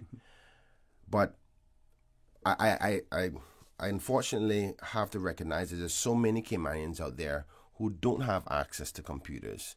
They don't have access to internet, or they're not even efficient, even if they had them. And I'm going to give you an example of how severe this is affecting people. I have a friend of mine who's an electrician. And normally he would go in and do inspections, and you get one page form, you fill it out, you write down the name, and you carry it in, you pay your cash for the fee, and then he does his physical work from an electrical standpoint. Now, in order for him to do work, in order for him to survive, he has to get a computer, he has to get a scanner, he has to have a debit card, and he has to know how to use all those things in functionality. He can't eat now because that's not his normal process. Now, those type of people who don't normally use technology or have the equipment for it are being left behind. Only the, I don't even know how to want to term this, but persons who are already advanced. The big man is the one who's surviving. The more established person. The small Caymanian, small grassroots people are negatively being affected. I'll give you another example, and I'm talking about the technology part of things. I had a lady who wanted to license her car. Lives alone, 68 years old, never used a computer in her life. Old school, traditional, fills her form out, license her car. Now, we had this problem where people's cars were expiring. We changed the law to allow them to say you don't need to do an inspection, so you don't need to go in. But you need to go online and license it. Now, the woman don't know how to do that. You know what? Because she's such a good citizen, she says, I can't leave the house. And she was calling around begging people to bring her food because she was so afraid to go on the road and get caught by the police. And I had to carry her food 3 times. And I'm talking about, we're not putting things in place to consider many Caymanians who are not as advanced in today's world as others. Now, you got to recognize we've developed very quickly. It took me about a year to get my mother to even use a smartphone. I keep on referring to this whole this analogy that my mother used to say, all I want is 1 to 9 and the green button and the red button. I don't want on this smart, and I'm with the smartphone business. But thank God, slowly after coaxing and stuff, she got on board. Now she's on Facebook. Now she's on WhatsApp. But there's many other seniors, and I'm not only talking about seniors, but people who just are not attractive to the online world. We're forcing them to do that with everything now, and it's leaving a percentage of Caymanians behind. Here's where I'm going to get back to the tourism thing now, right? And I try to say this as quickly as I possibly can. You want to go to break and come back? Go ahead. First.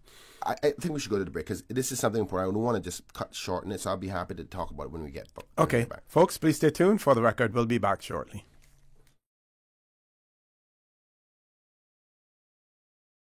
Fidelity Bank would like to thank all essential workers. We salute your efforts and thank you for the sacrifices you've made to keep us all safe. During these challenging times we're facing, our top priority is the health and safety of the communities we serve. And while it's true that things are changing rapidly every day, one thing that will never change is our commitment to giving you the best and sound financial solutions to help you during and after the coronavirus pandemic. At Fidelity Bank, our focus will always be you. Fidelity, we're good for you. We all know there's nothing more refreshing than the taste of an ice-cold Coca-Cola straight from the cooler. No one can stop me when I taste the feeling. Whether it's celebrating a birthday, promotion, or just a great meal, make each moment a Coca-Cola moment. No one can stop me when I taste the feeling. Available across the Cayman Islands from Tortuga Distributors. Make sure you ask for the unforgettable flavor of a classic Coca-Cola. Your Radio Cayman 6 p.m. news, Monday through Friday, is brought to you by Logic. Your life connected. The Cayman Islands government wishes to advise the public that they will continue to distribute reusable cloth masks across the Cayman Islands with the assistance of the RCIPS Community Police Officer and Community Safety Officer in your areas. Members of the public living in gated stratas are asked to contact the Community Policing Department at the Georgetown Police Station on 649-4222 to arrange delivery or collection of their mask. Stay safe, Cayman.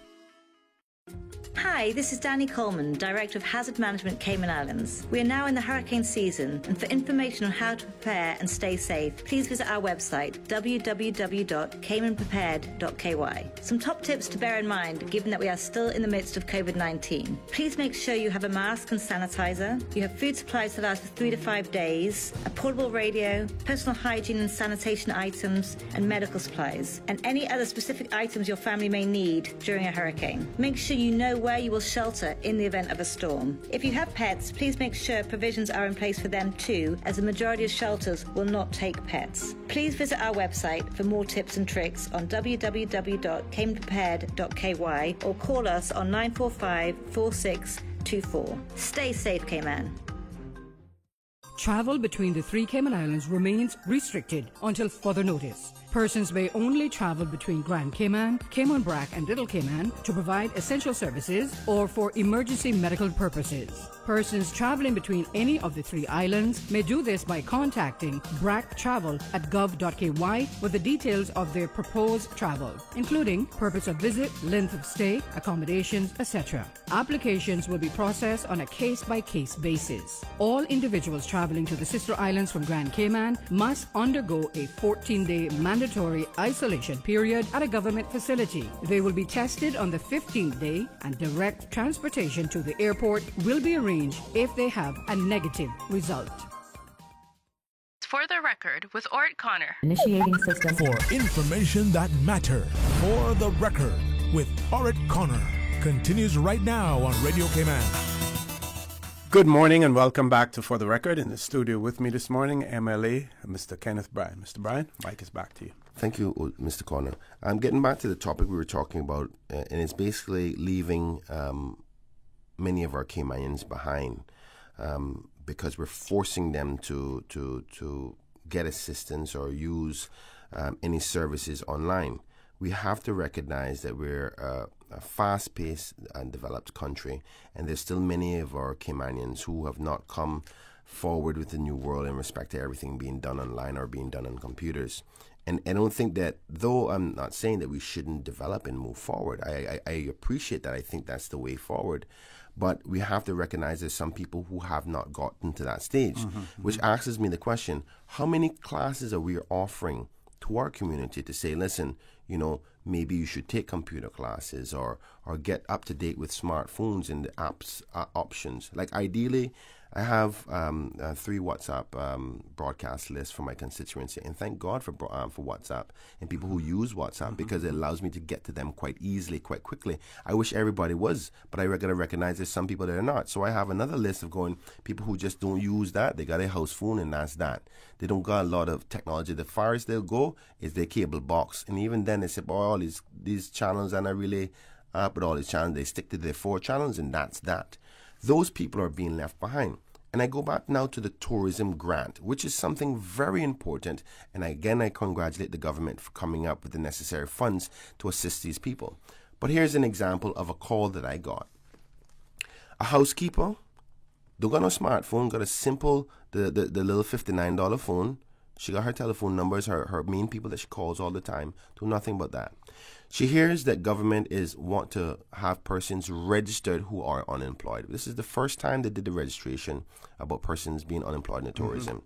She goes, well, I don't know what it's about, so I'm not going to go do something that I'm not normally do. So she's not going to go through the process or the headache or the mind-blowing situation of going, I need to get online and sign myself up. She don't even know how a computer operates. So she didn't do that. Friday comes, the Premier announces that they want you to get registered because they're going to be helping you with money. Now, obviously, the circumstances change altogether. Well, of course, I need to figure out how I'm going to sign up now because I need that money. I no longer work at this hotel. I'm not going to say the name of the hotel, right? So she has never touched a computer in her life. How did she get that done? And then they announced the money factor on Friday and then close off the whole thing on Sunday. Here's the other part that's so annoying, and I'm so disappointed in the Premier for this. And this is where I'm saying that they're lacking in the understanding of the average person who do not know about technology. They had a telephone number available for persons who fit in this profile that don't understand. Did the Premier announce the telephone number? Nope.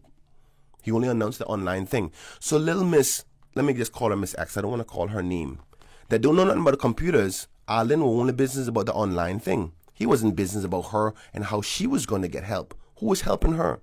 I said to the ministry, I said, before they extended the registration for another week, I said, why don't you guys have a drop box available for those persons who are not efficient with technology? You're not in contact with anybody. You get the form, and you can go fill it out and drop it in the box, and you know what's going on. They didn't do that. Now I can understand there should be limitations of staffing and what have you. But just like how you can have fosters and have a police or have a person manage one by one, you can open up the town hall, right? Have one person at the desk with some printers, with some scanners, and ask people to come in who are not technology efficient to come down there and drop it off. Because the people who don't have access to those things are the persons who are most vulnerable, who need the help the most. And the government continues to forget about those people. They did it with the driver's license. They did it with this tourism registration. And they're doing, matter of fact, they're doing it even with trade and business license. The people like the plumbers and the electricians who normally will do the little small man who does their application, what about them? All of those persons are being left behind, and the government does not quite understand how many people are not using technology at this particular point. Now, granted, I'm not saying you don't use it. We have to move forward, but we have to recognize that whatever that percentage of people is that don't use it cannot be left behind. Yeah, you have to accommodate them somehow. And I would like to hear from the public, if there's anybody who's listening who falls in that circumstance and is concerned about it and you have been affected by it, please call in, because the government needs to understand that. I expressed this to them over 6 weeks ago, and they still continue to do every initiative. They do not consider the average person who does not know how to go online. Now, granted, you and I do this every day, but you don't know how scary it is for a person who's never touched a computer before or knows nothing about online, how scary it is for them to say, oh my God, I may not even get this money because I don't know how to do this thing. People literally get scared of it. I've seen a woman cry going, I don't know how to do this, Kenneth. I don't know. I don't never touch it. And some people, you got to recognize their educational capacity may not be at the same level as you and I. But that don't mean they don't have bills to pay. We have a lot of these housekeepers who have loans. They have only God knows if the banks are going to start taking people's houses.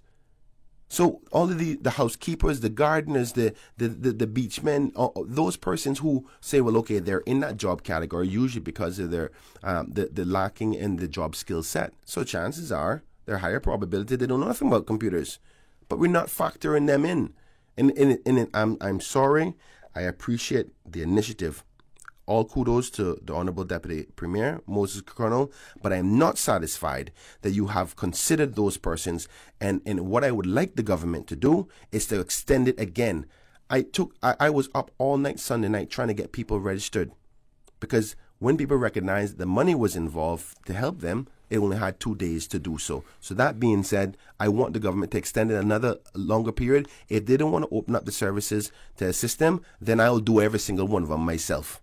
But they need to extend the deadline. Okay, we're going to grab a caller. Caller, good morning. Welcome to For the Record. Morning, guys. Good morning. How are you? OC and Brian, I listened to what you're saying on the radio, Brian, and that is true. Sunday gone was the deadline, and I had a guy here in West Bay that worked on a boat, and he didn't know how to put in his information. And I went and took his information, and thank God I got it to another girl that got a computer home that hopefully she called me back and said that she got it in for him. But the problem was he couldn't find his boss to do the letter. Mm-hmm. The letter for it and the last paycheck or whatever pay slip they want. Mm-hmm. So basically what I done, I sent Strandbottom an email giving him his name, address, the information, and telling him that that's what happened. He couldn't get the boss to do the letter for him and the thing. So, like you said, a lot of people left it with that. And like you said, you should have a Dropbox or some more easier way to do it. Mm. But yeah, you're right, Brian. Have a nice day. I'm not saying anymore, but that's happening more than one person. Okay. Thank you so much. Good, cool. And just to add to it, and I'm going to show you how I know the proof is in the pudding about the money. On Friday, the Honorable Premier announced the fact that they only had 1,000 people registered. This is before they announced the fact that the registration was for the assistance of $1,000 for the next 3 months. They had 1,000 registration. He said this on Friday. Yesterday, which is Tuesday, so you got Saturday, Sunday, Monday, Tuesday. 4 days. They went from 1,000 to 2,700. So they almost doubled the amount that they had for the whole registration deadline that they had before, from a Friday to a Sunday. And that's because first thing first, you shouldn't have asked people to register without telling them what the registration is for. Nobody, it's like, say for instance, the government goes, we're asking all hosts to get registered to know whether you're working. Why? You can't just say, I want you to register just because. You have to give, if there's an incentive for the person to register, then we can understand. That's why they had an entourage of person registering over that weekend night. Because then people recognize what the registration was for. There's so many people going, well, what is this for, Kenneth? I don't know what I should go registered, get registered for if there's not some benefit in it. Anyway, I'm going on and on, but the bottom line is, I think the government needs to give these persons more time. And here's the other question. If somebody missed that deadline that worked in tourism, lost their job, is the government going to say they ain't going to help them? Because that's basically what we're saying by putting a deadline down. Now, I understand the purposes of a deadline to encourage people to let's figure out who this amount is so we can get it dealt with. But so Miss Seymour, who worked at the Westin as a housekeeper, missed that deadline because of lack of technological opportunities that did not present to her. She missed it. What are you going to say? You're not going to give her the $1,000 and she got her rent to pay and her children to feed? Oh, come on now. I think we got to open up our thinking here. So I'm asking publicly on this radio for the ministry and to the minister, which I respect tremendously. Mr. Moses is doing a good job in respect to bringing this up. So I love you for it, but we got to give it an extension. If not, I'm going to continue to talk about the fact that you left the poor people behind. Simple as that. Okay, folks, we're going to take a commercial break. Please stay tuned. For the record, we'll be back shortly. Hi, I'm remodeling our bathroom. I have a few questions. Sure. What are some ideas to make my bathroom feel larger? How do I know if I'm picking the right vanity? How do I choose a new toilet or a new countertop? Also, the lighting is terrible. Can I put a window or a skylight? And do I really need an exhaust fan? You've come to the right place. At Brand Source, we custom design kitchen and baths, and our talented design team can help answer your questions. Whether you're looking for a modern, functional family bathroom or a luxurious personal retreat, we'll help create that beautiful space that makes your home yours. And if you're in a rush for a new look and have a limited budget, our ready-to-install bathroom vanities built with solid wood and countertops of the finest materials are a quick and easy remodeling solution. For the very best in custom-designed kitchens and baths, visit Brand Source Home Gallery on Dorsey Drive, Industrial Park, Cayman's Kitchen and Bath Center. Wow, looks good. What is that? Chicken share. What did you just say to me? Chicken share. I am not a chicken Whoa! I said chicken share. It's from KFC. Bucket of 12 hot wings, 6 pieces of chicken, or 8 tenders. KFC chicken share. Just $12 each. Oh. Want some chicken, tenders, or hot wings? You're sharing your chicken share with me? The new chicken share from KFC, just $12 each, and it's finger-licking good. Dine at KFC Baytown Plaza, KFC Shedden Road, or KFC at the Strand. Your Radio Cayman 7 a.m. news, brought to you by Cayman National, proudly serving the Cayman Islands since 1974. Visit www.caymannational.com for up-to-date information for all your financial needs and follow us on social media. Do you know that conditions may change suddenly in an emergency and you may have to leave at a moment's notice? When a hurricane threatens, you should have a grab-and-go survival kit. This kit should include your personal identification and other vital documents, which should be sealed in a watertight pouch or container. For more tips and information, visit the Hazard Management Cayman Islands office or caymanprepared.ky. This hurricane tip is brought to you by Hazard Management Cayman Islands and Radio Cayman 89.9 FM. COVID has turned life upside down for just about everyone by curtailing a lot of our daily activities and restricting older people's activities significantly. It's vital for our seniors to remain physically and mentally active. Here's how Loxley Banks of West Bay is keeping busy and engaged during isolation. I've been asked, at age 82, how are you coping with self-isolation? In simple Cayman Islands language, I keep my nose above water and paddle on. In other words, staying occupied. To keep my spirits up, I commune with my Heavenly Father, pray for guidance, give thanks, and help others. Communicate with family and friends. Look forward to renewing my beach time with 7 mangoes and having a good mess of turtle meat and cornbread and doing what gives me joy. If you or someone you know needs assistance, call the Older Persons Helpline at 1-800-534-2222 today for free and confidential support. This message was brought to you by the Department of Children and Family Services. For the record, with Ort Connor. Initiating system. For information that matter. For the record, with Ort Connor. Continues right now on Radio Cayman. Good morning and welcome back to For the Record. In the studio with me, MLA Mr. Kenneth Bryan. We have a caller on hold, but before we go to that caller, I just want to read this comment that one of our listeners has written in and said, good morning, just a heads up to Cayman Water will be disconnecting June 23rd, 2020. What will happen to those persons who still have no income and still won't be able to pay their bill? And then the question is, when will CUC start disconnecting too?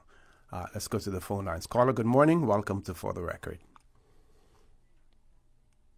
Comment in connection with the communications that are given over the radio, about the electronic equipment that people have to use to get into all these different departments. Mm-hmm. I am glad that Mr. Bryan brought it up this morning because I had been thinking about it for quite a while now. I've been listening every day, and that's all I can hear. You want to get this, you dial this, you go on this, and you go on the other thing. And it's very confusing for us older persons and some younger ones too that are not familiar with the computer and all these different things that you have to do. So I think that it should be another way for them to decide to let the public know what is going on, and when they have to fill in forms and this type of thing. Because even like the going on to take a photocopy of the form and send it back and so on, scan in and all that type of thing. I mean, I personally can go on a computer and look for my email, but that is as far as I go. I don't know anything about scanning or uploading or downloading or what have you. I mean, I am an older person. I don't use it to that extent, but I'm calling, because of other people that I've heard speaking about it as well. So if it is anything at all that they can do about that, we would all appreciate it, I'm sure.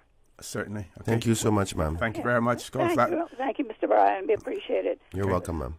Mr. Bryan, also someone offline has said that basically the same thing, words that the caller just said in relation to so many people find themselves in that situation.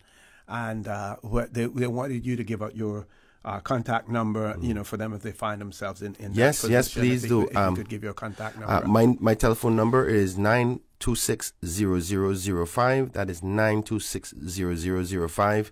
I am on WhatsApp. If you can't get through directly, if I'm in a meeting or something, you can always WhatsApp me if you have WhatsApp. I understand some people don't, going back to the same technology thing. But my office number is also 936-4040, and my secretary answers that one. That is 936-4040 in the event you can't get hold of me. But it is a severe problem, and you see the lack of understanding that there's so many people out there who are in this position is disappointing, because I've been, as you will see, so many times I came on here, I said, listen, during this pandemic, this is no time for politics, but I've done the backdoor discussions with the government, with the heads of departments, with the ministers and this and that, and said, listen, you guys are forgetting these people, please, please, please. And I'm sick and tired of begging now. Right, because if you can put provisions in place for people to send home their money on these MoneyGram places, you can put provisions in at the town hall for my senior Caymanian lady to come inside and say, listen, I need to apply for that tourism $1,000 a month because I'm broke and my mortgage needs to be paid and I need to put food in my fridge. I know you've seen some instances, for instance, the Center for Business Development, they have developed something to help to hold the hand of businesses who want to need assistance, technical advice, and stuff like that as well.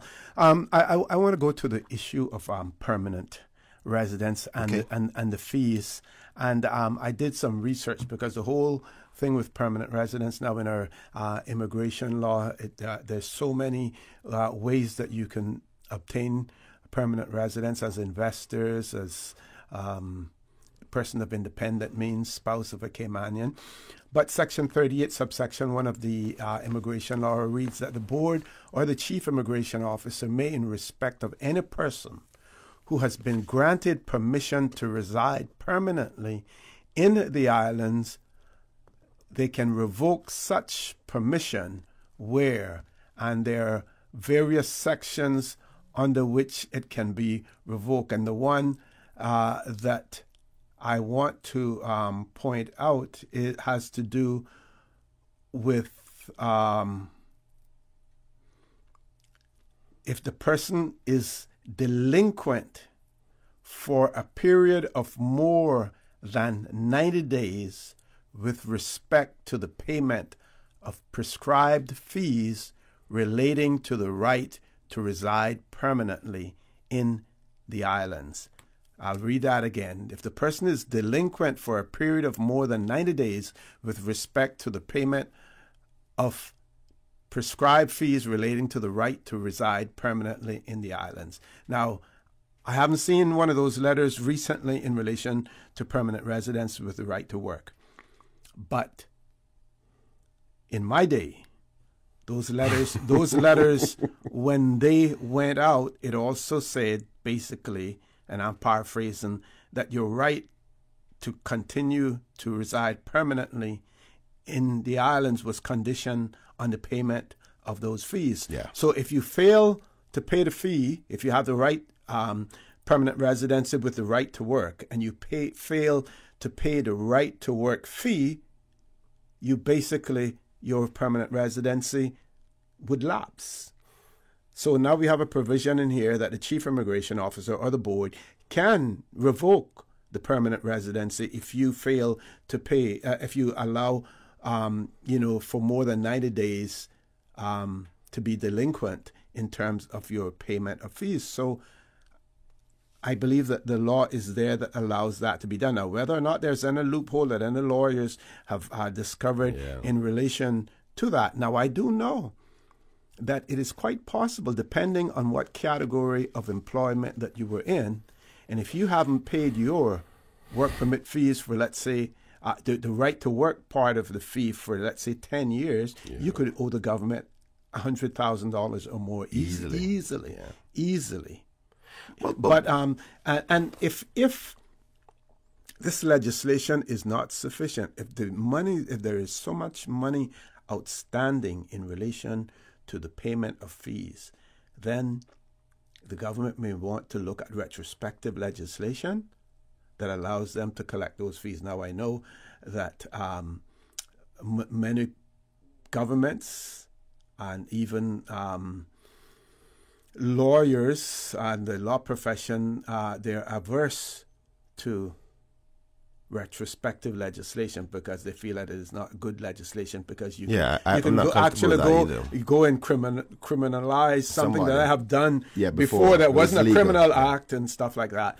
But when it comes to these fees, the government must find a way to be able to collect them. And I just simply saying that we won't process your application for Caymanian status if you haven't paid your work permit, your right to work fees. That may be open the doors to a legal challenge as well. So it is one of those things that we have to find a legal remedy for, because I believe there are lots and millions and millions of dollars out there owed to the government. Well, what the problem is this lack of enforcement. And we're at this stage now where we may have to seriously consider saying, you know what, consider that a loss.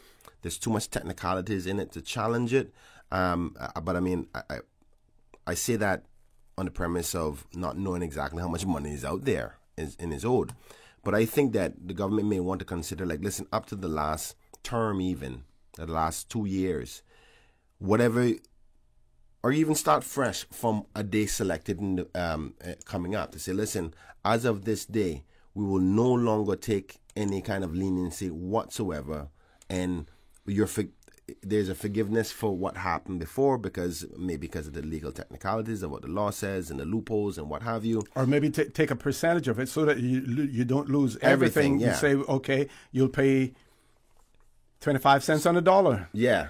And then, but what we have to do is, once you start that fresh, you have to commit to the enforcement. Here's what happens. And I think this is the human side of things, which I totally understand.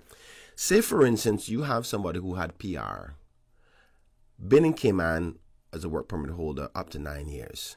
Then they get their PR, and then they were paying quite well for the next 7 years. So they've been in the country for 15 years, and you said, gee, some piece, boy, they're getting a jam, they lost their job or something like that, and they can't pay it. And you go, oh boy, I think this person been here for so long, and they're my friend, and then the emotional stuff parts to get into it.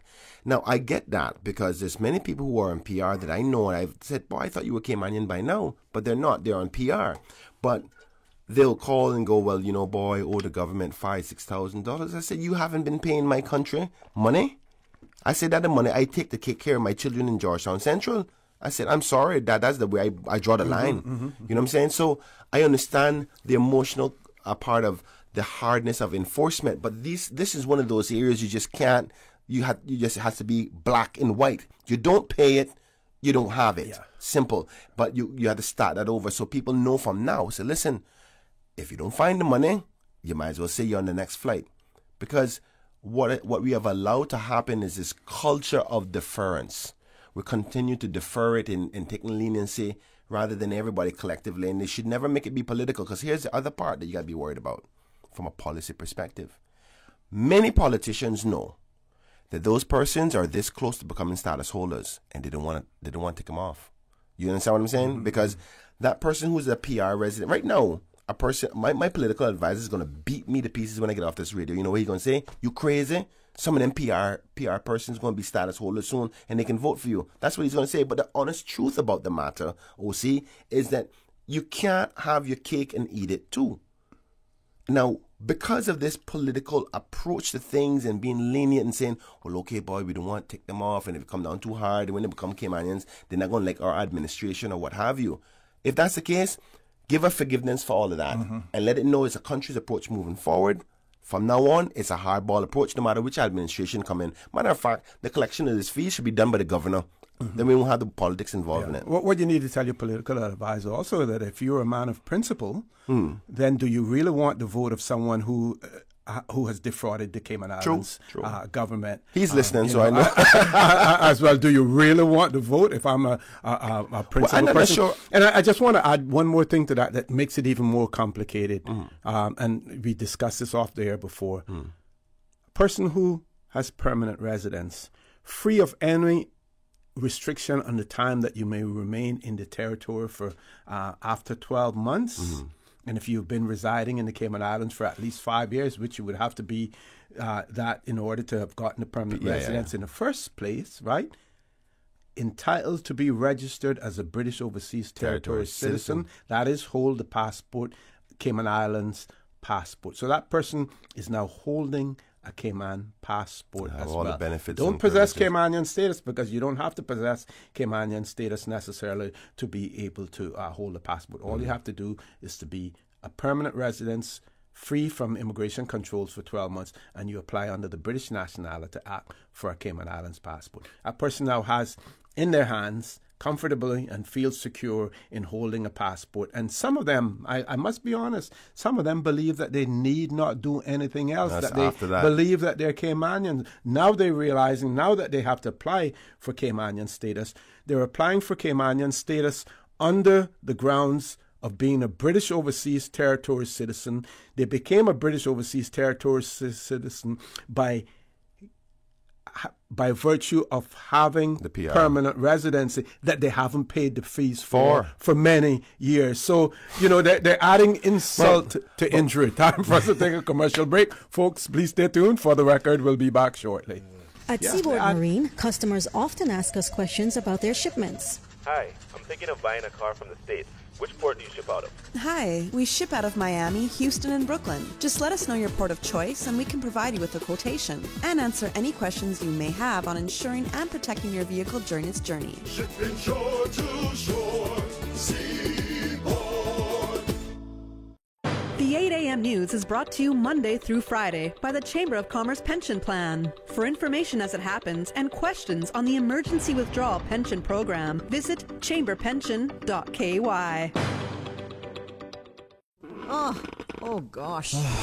Don't let the stress of taking care of loved ones get you down. Home care, now made easier with Cayman Medical Supplies. 100% Caymanian owned. Cayman Medical Supplies now stocks a wide range of home care supplies. Hospital beds, all types of wheelchairs, including beach access wheelchairs, lifts, commodes, shower chairs, walkers, Curad brand orthopedic supplies. Free blood glucose monitors with the purchase of 1 pack of test strips, blue underpads, and a whole lot more. Need home care convenience? Drop by Cayman Medical Supplies at 93 Smith Road, Windward Center, or call 949-6211. Free delivery. We know there has been a lot of changes, and Cayman Medical Supplies is here for the community. From gloves and sanitizers to mandatory supplies, including masks. Hours are now Monday to Friday, 9 a.m. to 5 p.m. and Saturday, 9 a.m. till noon. Free delivery island-wide.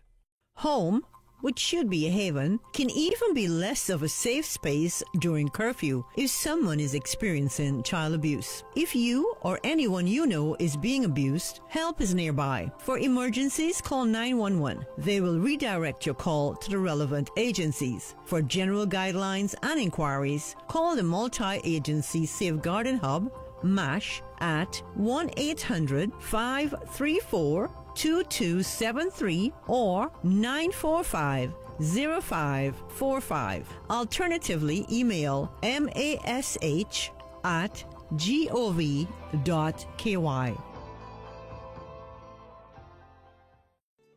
Although the hard and soft curfew is limiting for older persons who may be missing their usual outings with family and friends, Captain Paul Hurlston of Georgetown says he's lived through more stringent privations and thinks his generation is often more self-reliant than the younger generation. I'm doing fine. I'm keeping busy, digging up out in the yard. I try to keep active and obey all the rules. But this is nothing strange to me because, you know, the 1944 hurricane, I've been through that. I was 13 years of age at then. Then I went through Gilbert.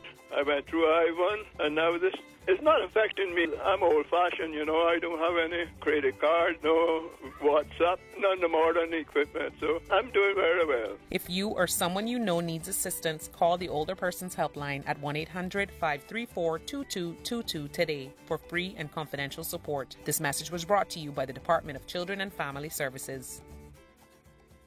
For the record, with Ort Connor. Initiating system. For information that matters. For the record, with Ort Connor. Continues right now on Radio Cayman. Good morning and welcome back to For the Record. We have 10 minutes left to go. We have one caller, and I have one email here that actually is from Monday's show. And I sought to get the information from the person, so I want to cover that as well. And of course, Mr. Bryan, you have a few things that you want to cover also. It says the person wanted to know whether or not the payment on the pensions, whether or not it was in U.S. or CI dollars, and the Deputy Director of Pensions has written and said the member decides the currency that the payment by selecting Cayman dollars or US dollars on the back page of the application form that is submitted. So you can request either US or CI dollars. And of course, when you make your payments, you make your payments in CI dollars, right? But they quote you usually in US because whenever you ask for your statement amount, they'll say how much money you have in your account or you have on your fund. Because they operate on U.S. stock markets, they're usually operating in U.S. dollars. So if you call up and say, well, how much do I have? And they say 60,000, there's a chance that that's 60,000 U.S. dollars, not CI dollars. But it's up to you to then, if you want to pay out, what you get the payout in, whether it's in CI or US. But remembering that obviously it would be subject to that. And I want to thank Ms. Eamon for that. I sent that to her around about 7:30 this morning, and she responded. You know, so she's efficient. Let's grab the caller. Caller, good morning. Welcome to For the Record. Hello. Good morning. Good morning to both of you there today. Good morning, Mr. Adam. It's a good program. Thank you. And Mr. Bryan, and I know you say that I beat you up, right? And some of your political advisors, you say he might beat you up also as well. But I'm going to ask him to have mercy on you today. You have commended the government for using general revenue funds to assist those persons in the tourism industry. And I agree with that. It's a national issue, and the help should come from national issues and national funds. As you know, I totally disagree with what the destruction of pensions that they have done. I think you were tricked into that, frankly. Well, I think you'll come to realize that in time. Now, the other group that will not be getting any pensions, because the way the pension law is structured, they don't have a pension. The hand that rocks a cradle and takes care of the old people, the household domestics. I still have not heard, and I don't know what you've done since we last spoke, about getting assistance for those, and the Premier said it was 5,000 people. How are these people at the bottom of the income level surviving? I don't know. And it is wicked that I have heard nothing from government about how those people are going to be getting assistance because they still can't work. And I'm going to ask you, please, do something for those people and do fight to get the pension law changed so that they get old, they're going to need money when they can't work. It is wrong. Thank you, sir. Thank you very much. Thank you, caller. Sorry. Now, in regards to people not paying, this is pervasive throughout Cayman in that people owe government money. Even in the construction industry, the subsidies that were paid to the big hotel there, the Ritz. Yep, $6 million. Today, $6 million, even the little bit that they were due to pay, wasn't paid. And that has happened with other big developers on our island, sir, that are subsidized. But you see, when it's done to the big corporations, it's subsidies and encouraging people. When it's done to the individuals, then that social welfare gets labeled as socialism because you're helping individuals.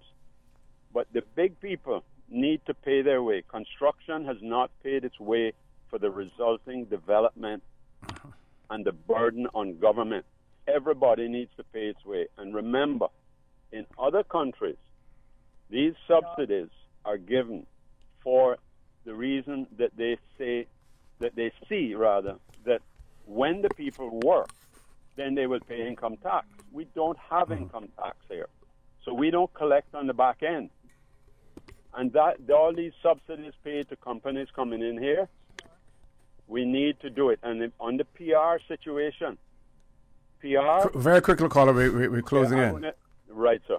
PR was done as a way to fool the Caymanian people, that because when people heard all of these permanent residences that were being, Cayman statuses were being granted, people get up in arms. But when you hear PR, somehow you think that is not equal to Cayman status. And that was done to trick people. That's why that was brought in.